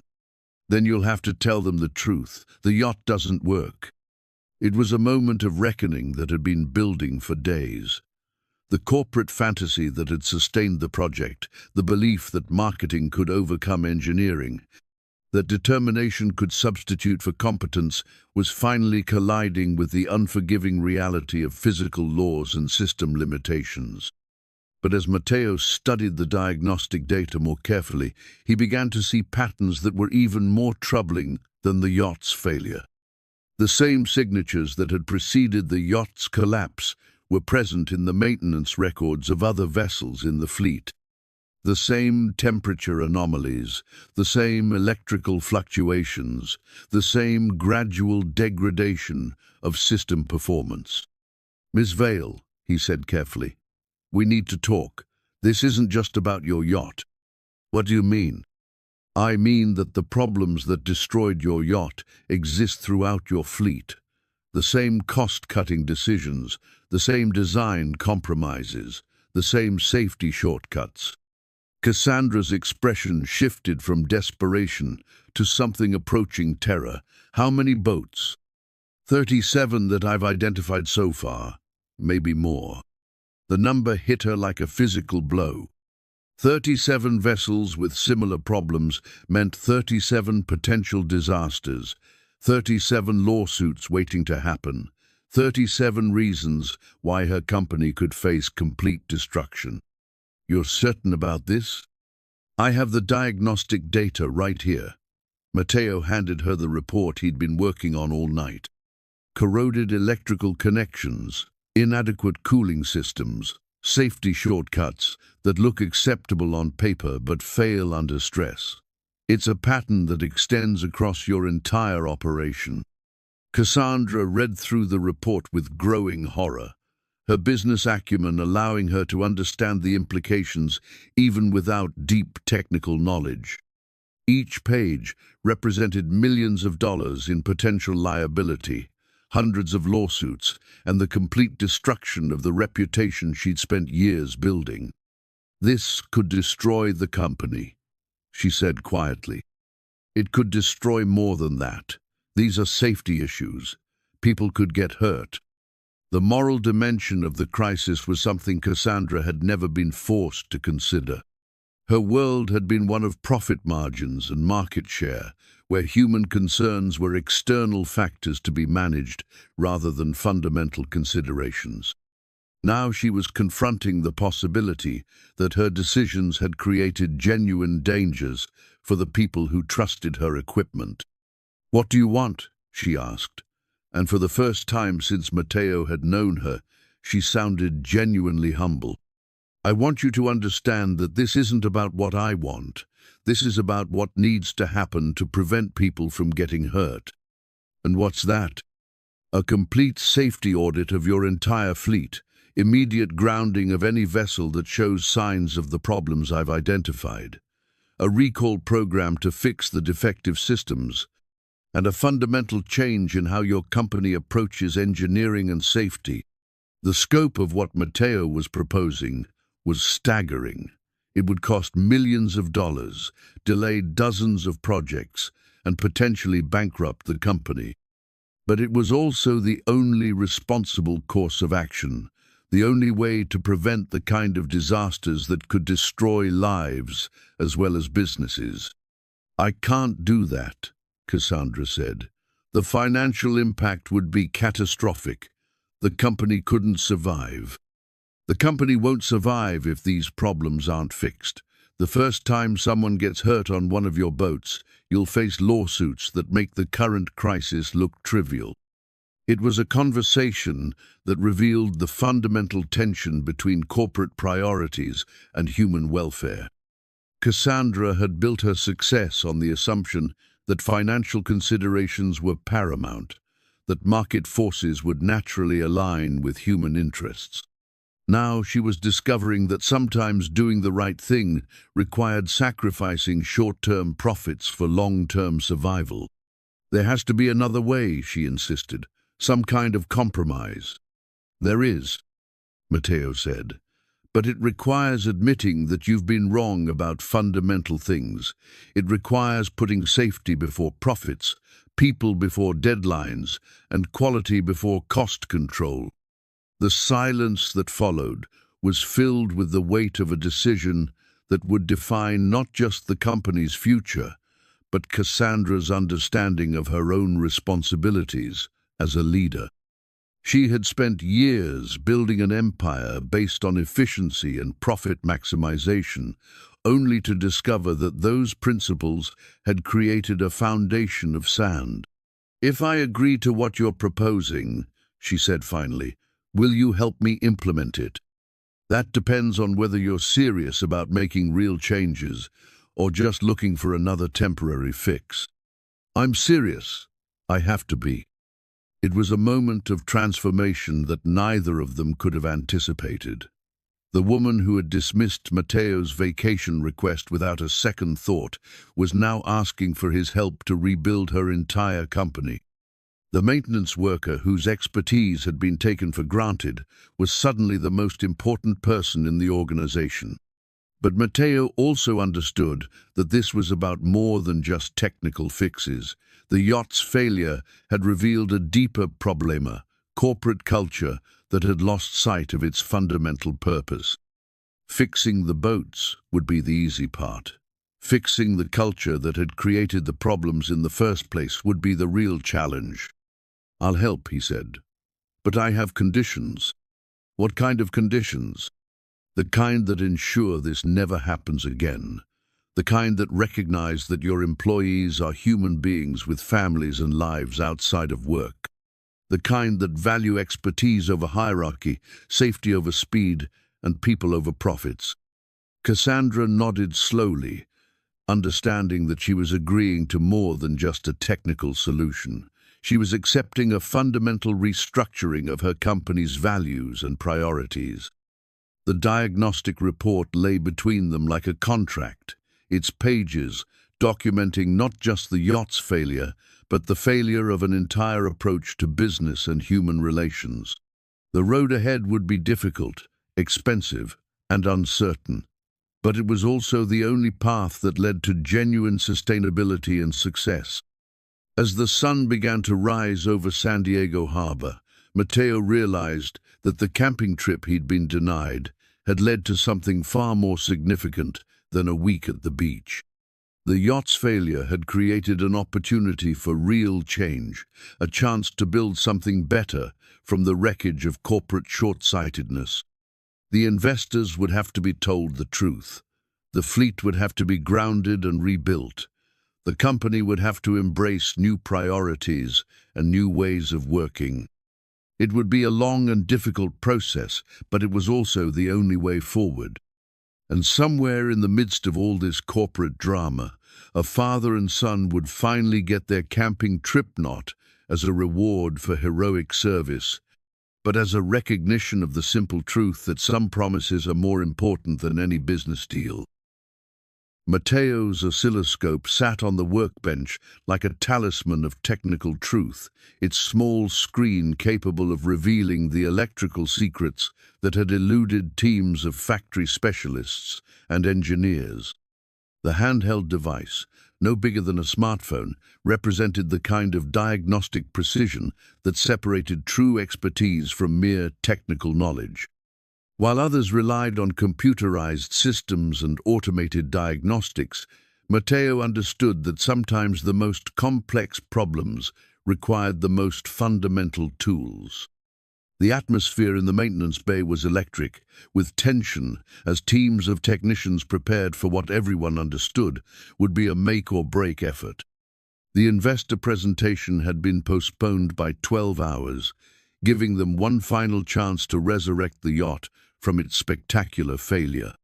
Factory representatives huddled around laptops, corporate executives paced nervously, and emergency repair crews stood ready to implement whatever solution Mateo might devise.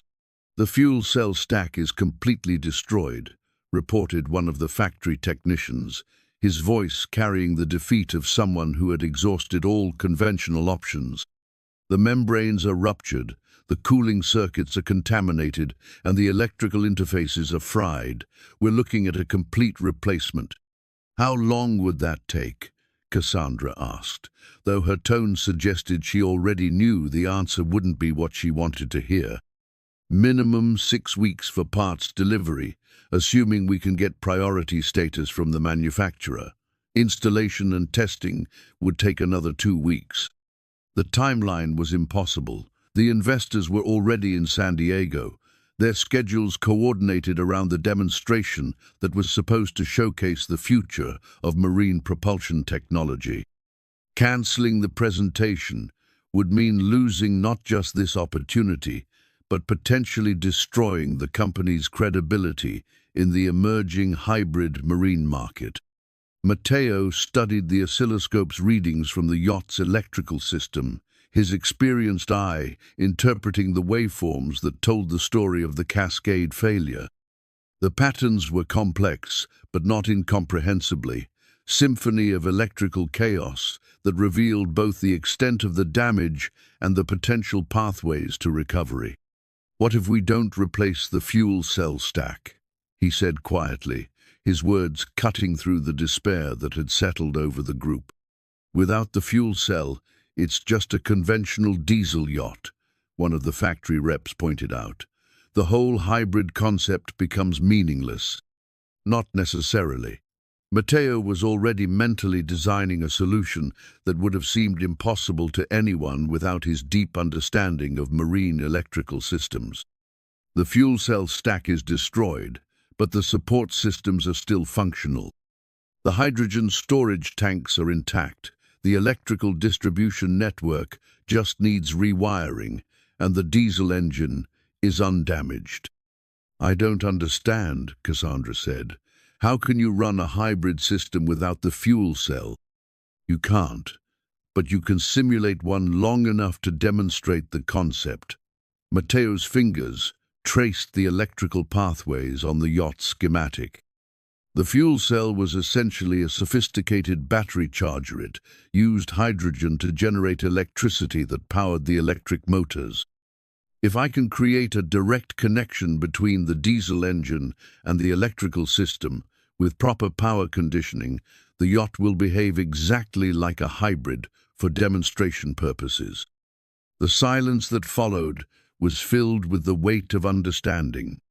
What Matteo was proposing wasn't a permanent solution, it was an elaborate, technical magic trick that would allow the yacht to function normally for a few hours while hiding the fundamental problems that had caused the failure. "Is that even possible?" asked Jim Hendricks. "With the right components and about 18 hours of work, yes. But it would require completely rewiring the electrical integration and creating custom power conditioning circuits. And it would only work for short periods, maybe 4 hours of operation, before the improvised systems would start to fail." "4 hours is enough for the demonstration," Cassandra said, her voice carrying the desperate hope of someone grasping at the only available lifeline. "It's also dangerous," Matteo continued. "The improvised systems won't have the safety redundancies of the original design. If something goes wrong during the demonstration, the results could be catastrophic." The moral complexity of the situation was staggering. Matteo was being asked to create a technological illusion that would allow investors to make decisions based on incomplete information. The yacht would appear to function normally, but it would actually be held together by temporary fixes that could fail at any moment. "What are the real risks?" Cassandra asked. "Electrical fire, system overload, possible engine damage if the power conditioning fails. In the worst-case scenario, you could lose the yacht completely. And if we don't try, then you definitely lose the investors, probably lose the company, and certainly lose the jobs of everyone who depends on Vale Marine Services." It was a calculation that revealed the impossible choices faced by people in positions of responsibility. The safe course was to admit failure and accept the consequences, but that would mean destroying the livelihoods of hundreds of employees who had done nothing wrong. The risky course offered a chance of survival, but it required gambling with both money and safety. "How certain are you that this will work?" Cassandra asked. "For the demonstration, maybe 70% chance of success. For long-term operation, 0%. And after the demonstration, then we have the conversation about what needs to happen to fix the real problems, the fleet-wide safety audit, the recall program, the fundamental changes to how the company operates." Cassandra looked around the room at the faces of her employees, technicians who had families to support, engineers who had invested their careers in the company, executives who had built their reputations on the success of this project. The weight of their collective futures was visible in her expression. "What do you need?" she asked. "Complete authority over the repair process. No interference from factory reps or corporate executives. Access to any components or equipment I require. And a guarantee that after the demonstration, we address the real problems instead of just celebrating the temporary success." Done. The next 18 hours would test every skill Matteo had acquired over his career. The oscilloscope would be his primary diagnostic tool, its ability to reveal the subtle electrical signatures that indicated system health or failure. But the real challenge would be mental designing and implementing a solution that had never been attempted before, under time pressure that allowed no room for error. As the teams dispersed to gather the necessary components, Matteo found himself alone with the disabled yacht and the weight of responsibility that had somehow fallen on his shoulders. The camping trip with Diego seemed like a distant memory, replaced by a crisis that would determine the fate of everyone he worked with. The irony wasn't lost on him. A week ago, he had been just another maintenance worker whose personal needs were dismissed as irrelevant. Now he was the crucial figure in a high-stakes drama that would determine whether the company survived or collapsed. The expertise that had been taken for granted was suddenly the most valuable asset in the organization. But Matteo also understood that this moment represented more than just a technical challenge. It was a test of character, a decision about what kind of person he wanted to be and what kind of world he wanted to help create. He could use his leverage to demand personal concessions, or he could focus on the broader goal of building a better, safer, more humane workplace. The oscilloscope hummed quietly as he began the first diagnostic tests, its screen displaying the electrical heartbeat of systems that would soon be rebuilt from the ground up. The yacht's problems had created an opportunity for real change, a chance to prove that technical expertise and human values could coexist in the corporate world. The countdown to the investor presentation had begun, and with it, the most important 18 hours of Matteo's professional life. The success or failure of his improvised solution would determine not just his own future, but the futures of everyone who depended on Vale Marine Services for their livelihoods. As he began the delicate work of rewiring the yacht's electrical system, Matteo thought about Diego waiting at home, probably wondering why his father had been working such long hours. The camping trip they'd been denied had led to something far more significant, chance to transform not just a company, but an entire approach to how people should be treated in the workplace. The yacht's engines were silent now, but they would roar to life again before the day was over. Whether that resurrection would be permanent or temporary remained to be seen, but the lessons learned in the process would echo far beyond the confines of any corporate presentation or investor meeting. The oscilloscope continued its quiet work, measuring voltages and frequencies with the precision that would be essential to the success of the most ambitious repair project of Matteo's career. The device represented everything he valued about technical work accuracy, reliability, and the ability to reveal truth in a world often dominated by appearance and perception. The next few hours would determine whether expertise could triumph over expediency, whether safety could coexist with profit, and whether one man's knowledge could save a company that had forgotten the value of the people who made its success possible. The jury-rigged cooling system stretched across the yacht's engine compartment like a mechanical spiderweb, its improvised tubing and connections representing the kind of creative problem-solving that separated true craftsmen from mere technicians. Matteo had spent the last 4 hours building what amounted to a complete life support system for the yacht's remaining functional components, using desalination tubing, surplus heat exchangers, and a collection of pumps and valves that had been scavenged from other vessels in the fleet. The work was delicate and dangerous, requiring him to crawl through cramped spaces while making connections that had to be both temporary and absolutely reliable. A single loose fitting could flood the engine compartment with coolant, while an improperly sealed joint could create the kind of leak that would leave the yacht dead in the water miles from shore. "The coolant flow rates are looking good," Roberto reported from his position, monitoring the improvised system. "Temperatures holding steady at the target range." "What about the electrical load?" Matteo asked, his voice muffled by the engine housing he was working behind. "Stable so far. The power conditioning circuits are handling the conversion better than expected." It was a small victory in what had been a night of constant challenges and near disasters.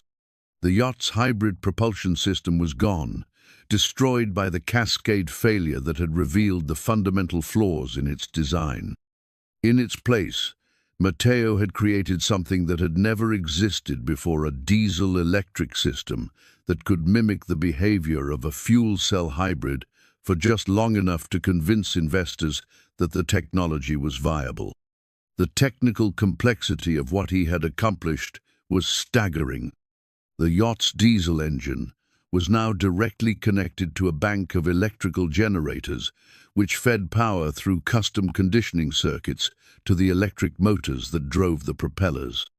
The fuel cell management system had been replaced with a computer program that Matteo had written himself, running on his personal laptop and controlling the entire power distribution network.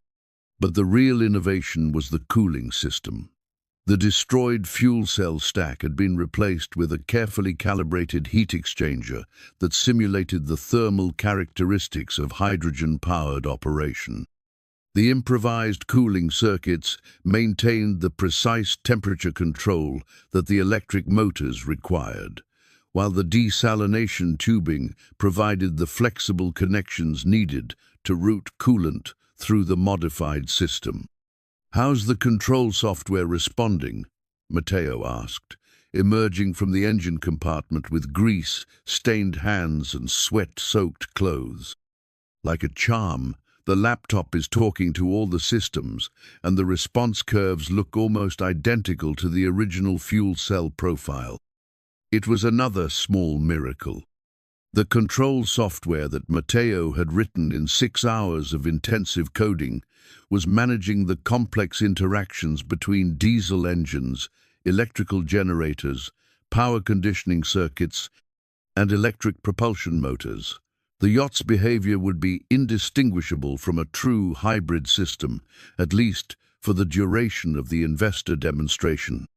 But Matteo knew that every component of his improvised system was operating at the edge of its capabilities.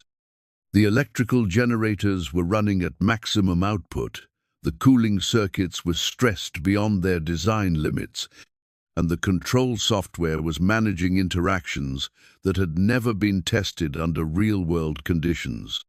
"The question is whether it'll hold together long enough," he said, wiping his hands on a shop rag, while studying the system monitoring displays. "How long do we need?"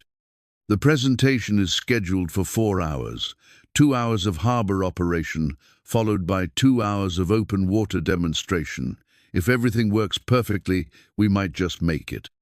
The qualifier was important. Matteo's improvised system had no safety redundancies, no backup components, and no margin for error. A single component failure could cascade through the entire network, leaving the yacht stranded in open water with a boatload of confused investors. "What's the worst-case scenario?" Roberto asked. "Complete electrical failure about 3 miles offshore, with no way to restart the engines and no backup propulsion.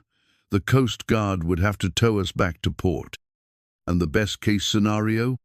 "The demonstration goes perfectly, the investors are impressed, and we get 4 hours to celebrate before the system starts eating itself." It was a sobering reminder of the temporary nature of what they had accomplished. The yacht would function normally for the presentation, but it would never be a reliable vessel.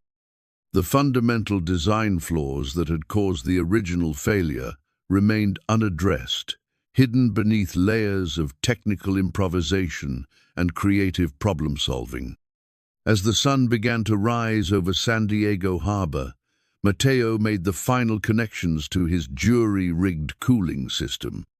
The desalination tubing snaked through the engine compartment like arteries in a mechanical heart, carrying coolant to components that had never been designed to work together. Each connection represented hours of careful calculation and testing, ensuring that the improvised system would function reliably for exactly as long as needed. "It's time," he said, his finger hovering over the startup sequence. "Everyone ready?" The small team of technicians nodded nervously. They had all worked through the night, contributing their expertise to a project that defied conventional engineering wisdom. The yacht they were about to restart bore little resemblance to the vessel that had failed so spectacularly 18 hours earlier. Matteo initiated the startup sequence, his laptop screen displaying the cascade of system checks that would determine whether months of work and millions of dollars in investment would survive the morning. The diesel engine turned over with a satisfying rumble, followed by the quiet whir of electrical generators coming online. The power conditioning circuits activated smoothly, converting the rough electrical output of the diesel generators into the precise voltages and frequencies required by the electric propulsion system. The improvised cooling system began circulating coolant through the modified heat exchangers, maintaining the thermal stability that the electric motors required. "All systems green," Roberto reported, his voice carrying the amazement of someone witnessing the impossible. "The yacht is operational." For the first time in almost a day, the yacht's electrical systems were functioning normally. The navigation displays showed proper readings, the propulsion controls responded correctly, and the hybrid system appeared to be operating exactly as designed. Only Matteo knew that the apparent normalcy was an illusion, maintained by improvised components that were operating far beyond their intended parameters. "Take us out for a test run," he said. "Gentle acceleration, stay within the harbor, and keep the power levels conservative." The yacht moved away from the dock with the whisper-quiet operation that had been its most impressive feature. The electric motors provided smooth acceleration with none of the vibration or noise of conventional marine propulsion. To anyone watching from shore, it would appear that the technological marvel was functioning exactly as advertised. But Matteo's attention was focused on the monitoring displays, watching for the subtle signs that would indicate impending failure. The coolant temperatures were holding steady, the electrical loads were within acceptable limits, and the control software was managing the complex system interactions without apparent difficulty. "How does it feel?" Roberto asked. "Like riding a tiger," Matteo replied. "Exciting while it lasts, but you know it's not going to end well." The test run continued for 30 minutes, with the yacht performing flawlessly under the controlled conditions of harbor operation. The improvised cooling system maintained proper temperatures, the electrical systems showed no signs of instability, and the propulsion responded smoothly to throttle inputs. As they returned to the dock, Matteo allowed himself a moment of professional satisfaction. What he had accomplished in 18 hours was nothing short of miraculous, transforming a $4 million failure into a functional demonstration vehicle through pure technical expertise and creative problem-solving. But he also understood that the real test was still to come. The investor presentation would subject the yacht to sustained operation under more demanding conditions, with the added pressure of performing flawlessly in front of people who represented the company's future. The jury-rigged cooling system had passed its first test, but the morning's gentle harbor cruise was nothing compared to the challenges that lay ahead. The yacht would need to maintain its facade of technological sophistication for 4 hours of intensive operation, with no room for error and no opportunity for repairs if something went wrong. As the yacht settled against the dock, Matteo knew that he had done everything possible to ensure success. The improvised systems were as reliable as 18 hours of intensive work could make them. The cooling circuits were properly sealed and tested. The electrical connections were secure and stable. Whether it would be enough remained to be seen. The investors would arrive in just 2 hours, expecting to see the future of marine propulsion technology. What they would actually see was a testament to human ingenuity and the power of expertise to overcome seemingly impossible challenges. The jury-rigged cooling system hummed quietly in the engine compartment, its improvised components working in harmony to maintain the illusion of technological perfection. For now, at least, the yacht was ready for its moment of truth. The repaired engine purred with deceptive smoothness as the yacht glided through the harbour entrance, its improvised systems performing flawlessly under the scrutiny of a dozen investors who had flown in from around the world to witness what they believed was the future of marine propulsion. The morning sun cast golden light across the water, creating the perfect backdrop for what would either be a technological triumph or a spectacular disaster. Matteo stood in the engine compartment, monitoring the jury-rigged systems that were maintaining the illusion of hybrid perfection. His laptop screen displayed cascading data streams that told the real story: coolant, temperatures running higher than ideal, electrical loads approaching critical thresholds, and control parameters that were being constantly adjusted to prevent system failures. "The investors seem impressed," Roberto reported through the intercom. "They're asking technical questions about fuel efficiency and range capabilities." "How is Cassandra handling the questions?" Matteo asked, making a minor adjustment to the cooling flow rate. "Like a pro, she's sticking to the prepared talking points and deflecting anything too specific." It was a delicate dance of corporate theatre, with Cassandra playing the role of visionary CEO, while Matteo worked behind the scenes to maintain the technological illusion that made the performance possible. The investors were seeing exactly what they expected to see: a sleek yacht that operated with whisper-quiet efficiency, powered by what appeared to be a revolutionary hybrid propulsion system. The yacht's acceleration was smooth and responsive as they left the harbour and entered open water. The electric motors provided instant torque with none of the lag or vibration of conventional marine engines. To anyone unfamiliar with the yacht's troubled history, it would appear to be operating exactly as designed. But Matteo knew better.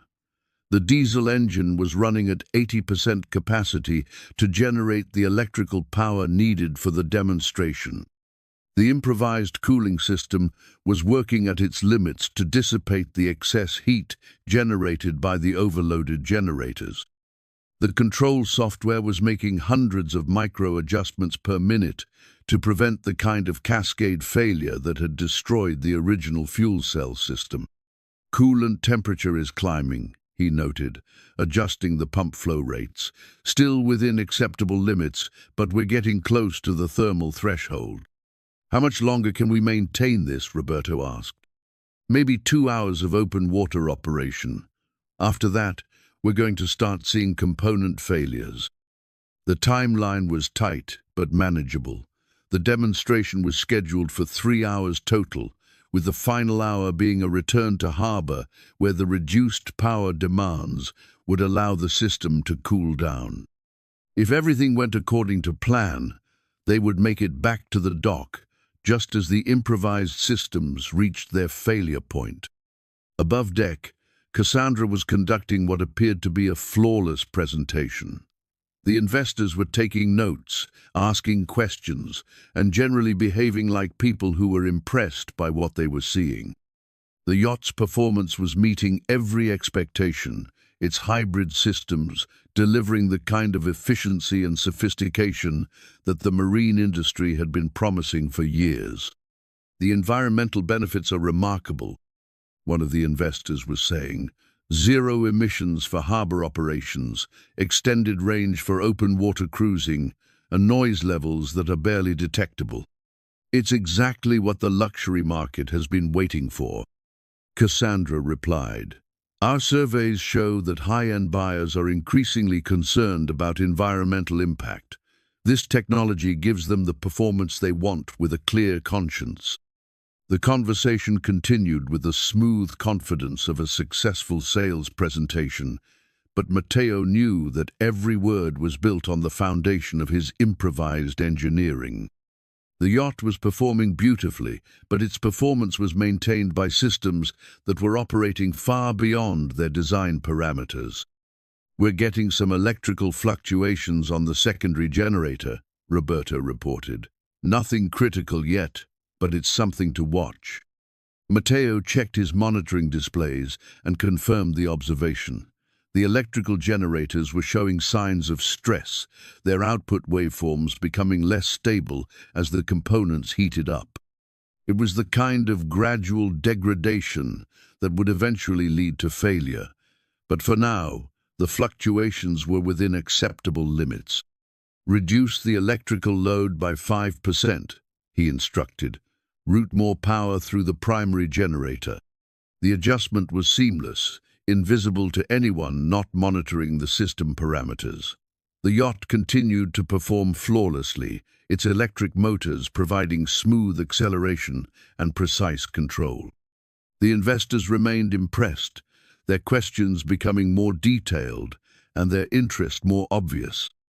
As the demonstration entered its second hour, Matteo found himself in a strange state of professional pride, mixed with moral uncertainty. What he had accomplished was genuinely remarkable, transforming a catastrophic failure into a functional demonstration vehicle through pure technical expertise.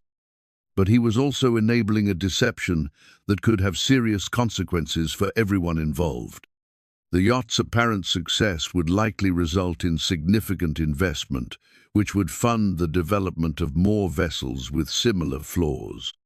The investors were making decisions based on incomplete information, unaware that the technology they were admiring was held together by temporary fixes and creative improvisation.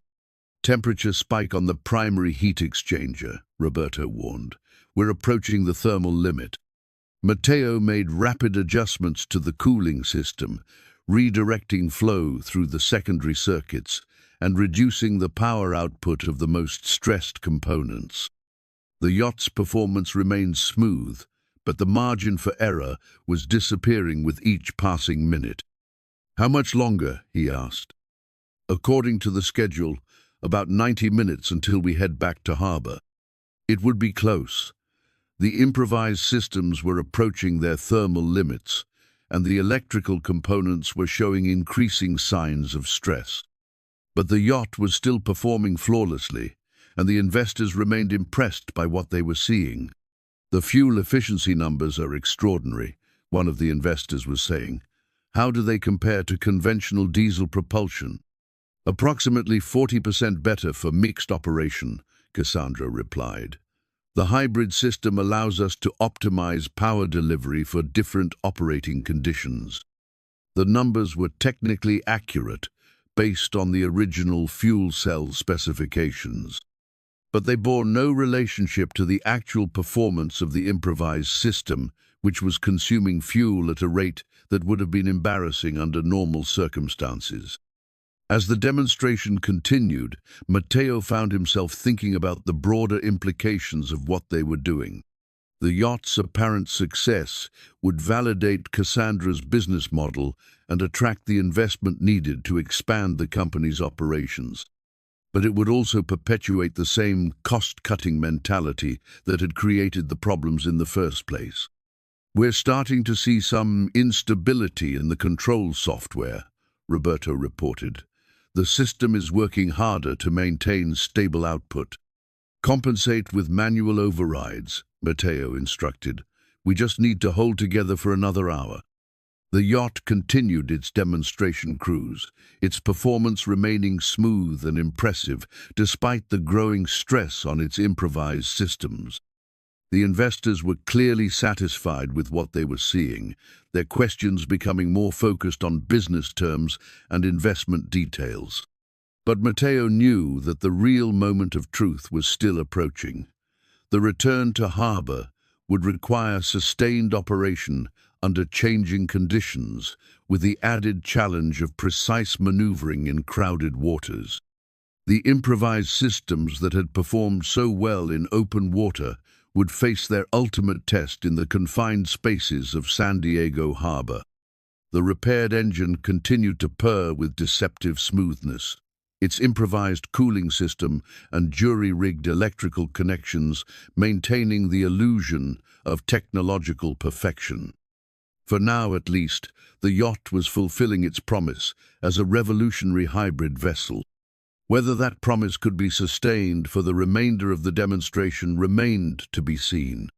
The improvised systems were approaching their limits, held together by expertise and determination rather than sound engineering principles.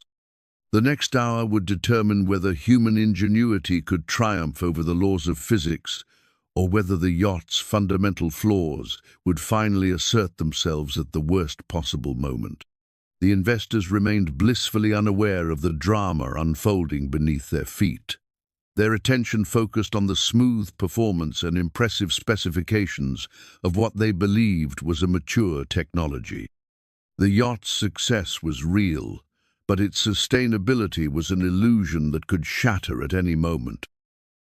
The new employment contract lay on Mateo's kitchen table beside Diego's hand-drawn camping map, the official document representing a transformation that would have seemed impossible just weeks earlier. The corporate letterhead bore the redesigned logo of Vale Marine Services, but the content represented something far more significant than a simple job promotion.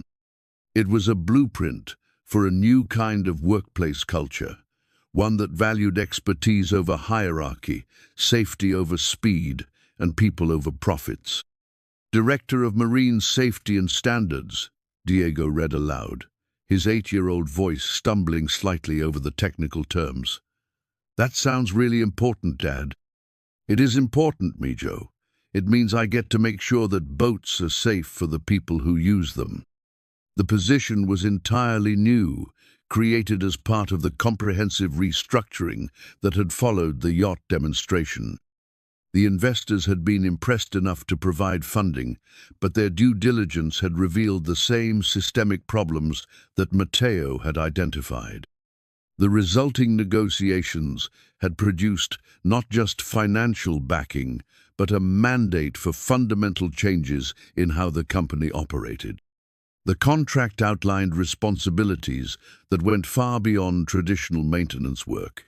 Mateo would oversee safety audits for the entire fleet, establish new engineering standards for future projects, and lead a team of technicians who would be empowered to halt operations if they identified potential safety issues.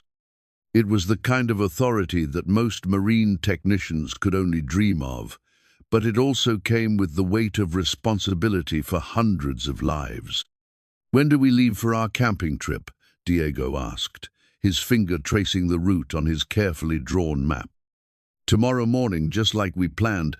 I've got a whole week off, officially approved by the company."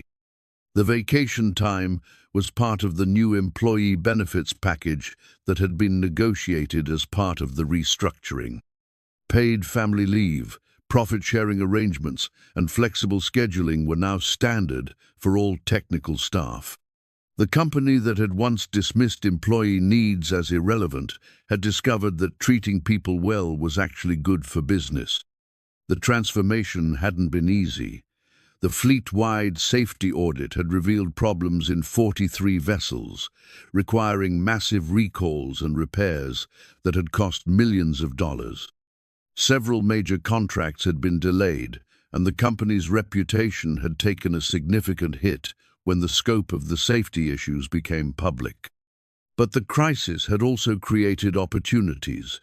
The investment funding had allowed Vale Marine Services to hire additional engineers and technicians, expand their facilities, and implement the kind of quality control systems that should have been in place from the beginning. The company that emerged from the crisis was smaller but more sustainable, focused on long-term success rather than short-term profits. "Mrs. Peterson says you're famous now," Diego mentioned, referring to his second-grade teacher. "She showed the class a newspaper article about you." The media attention had been unexpected and somewhat uncomfortable. The story of a single technician saving a company through expertise and integrity had resonated with people who were tired of corporate scandals and executive incompetence.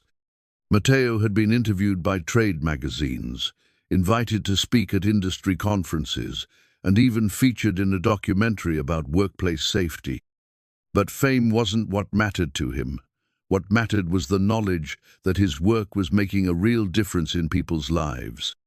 The new safety standards he'd helped implement were being adopted by other companies throughout the industry. The fleet recall had prevented potential accidents that could have injured or killed innocent people. The cultural changes at Vale Marine Services were creating a more humane workplace for everyone. "Are you excited about the camping trip?" Matteo asked, though Diego's bright smile made the answer obvious. "I've been packed for 3 days.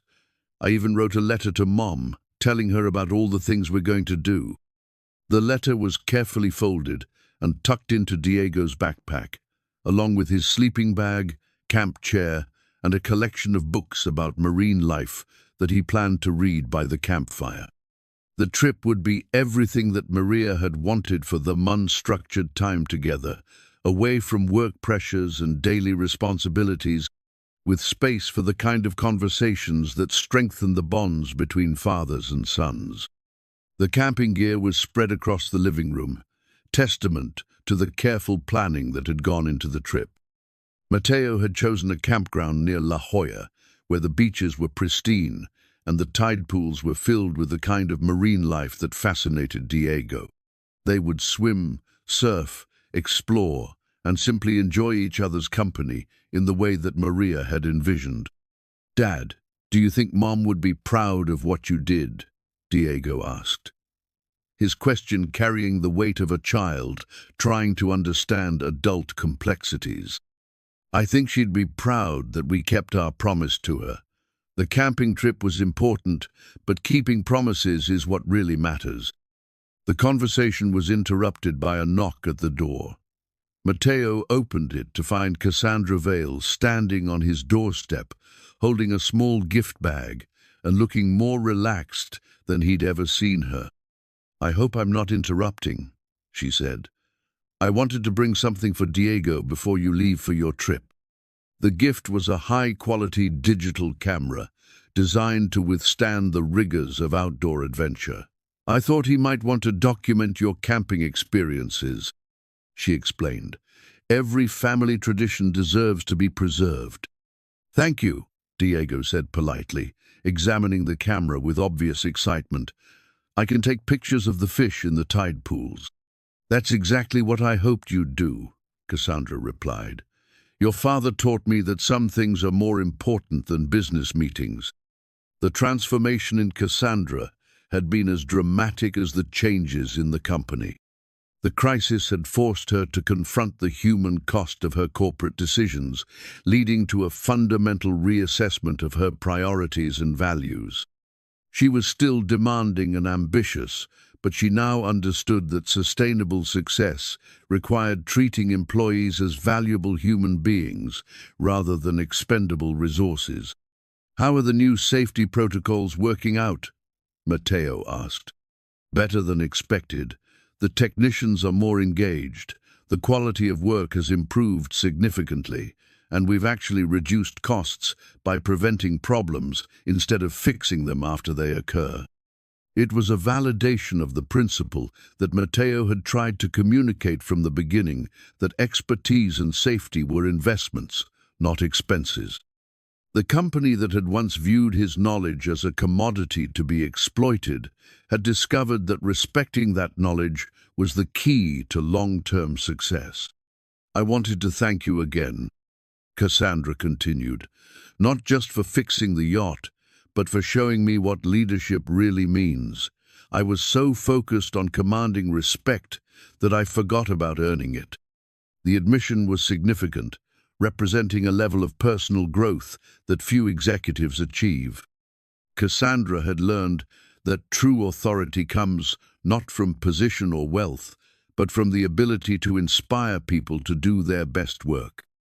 "The real test will be maintaining these changes over time," Matteo said. "It's easy to prioritize people when you're in crisis mode. The challenge is remembering those priorities when business is good. That's why we created the Safety Oversight Board, with you as the chairman. Even if I forget what's important, You'll be there to remind me." As Cassandra left, Matteo reflected on the strange journey that had brought them to this point. The vacation request that had been denied with such casual cruelty had ultimately led to a transformation that benefited everyone in the company. The yacht's failure had revealed problems that needed to be addressed, creating opportunities for real improvement. The camping trip that had seemed so important a few weeks earlier now felt like just one part of a larger story about keeping promises and maintaining integrity.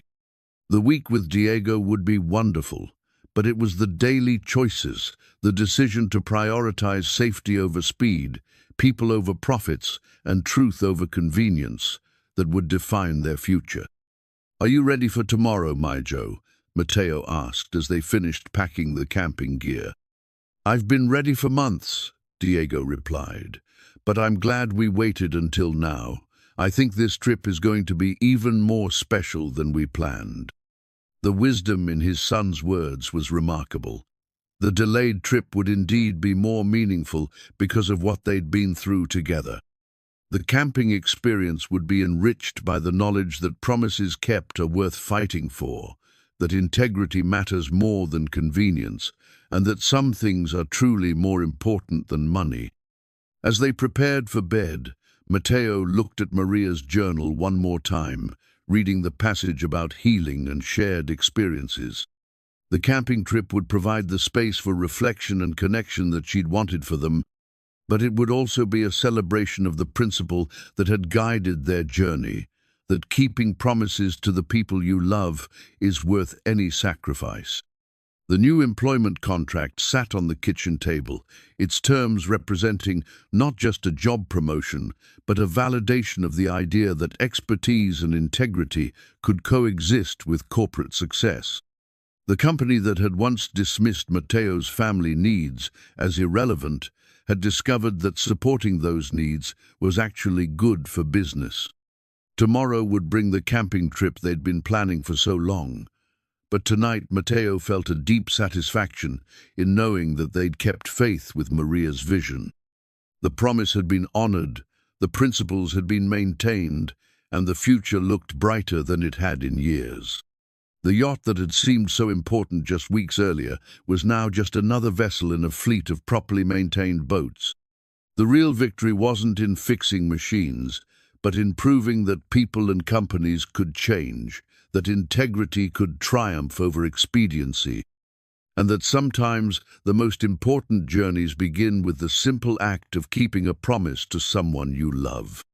As father and son settled into sleep, the camping map remained spread on the kitchen table, its bright colors, a reminder that tomorrow would bring new adventures and new opportunities to strengthen the bonds that make families strong. The journey that had begun with a denied vacation request had led to something far more valuable, deeper understanding of what truly matters in life and work.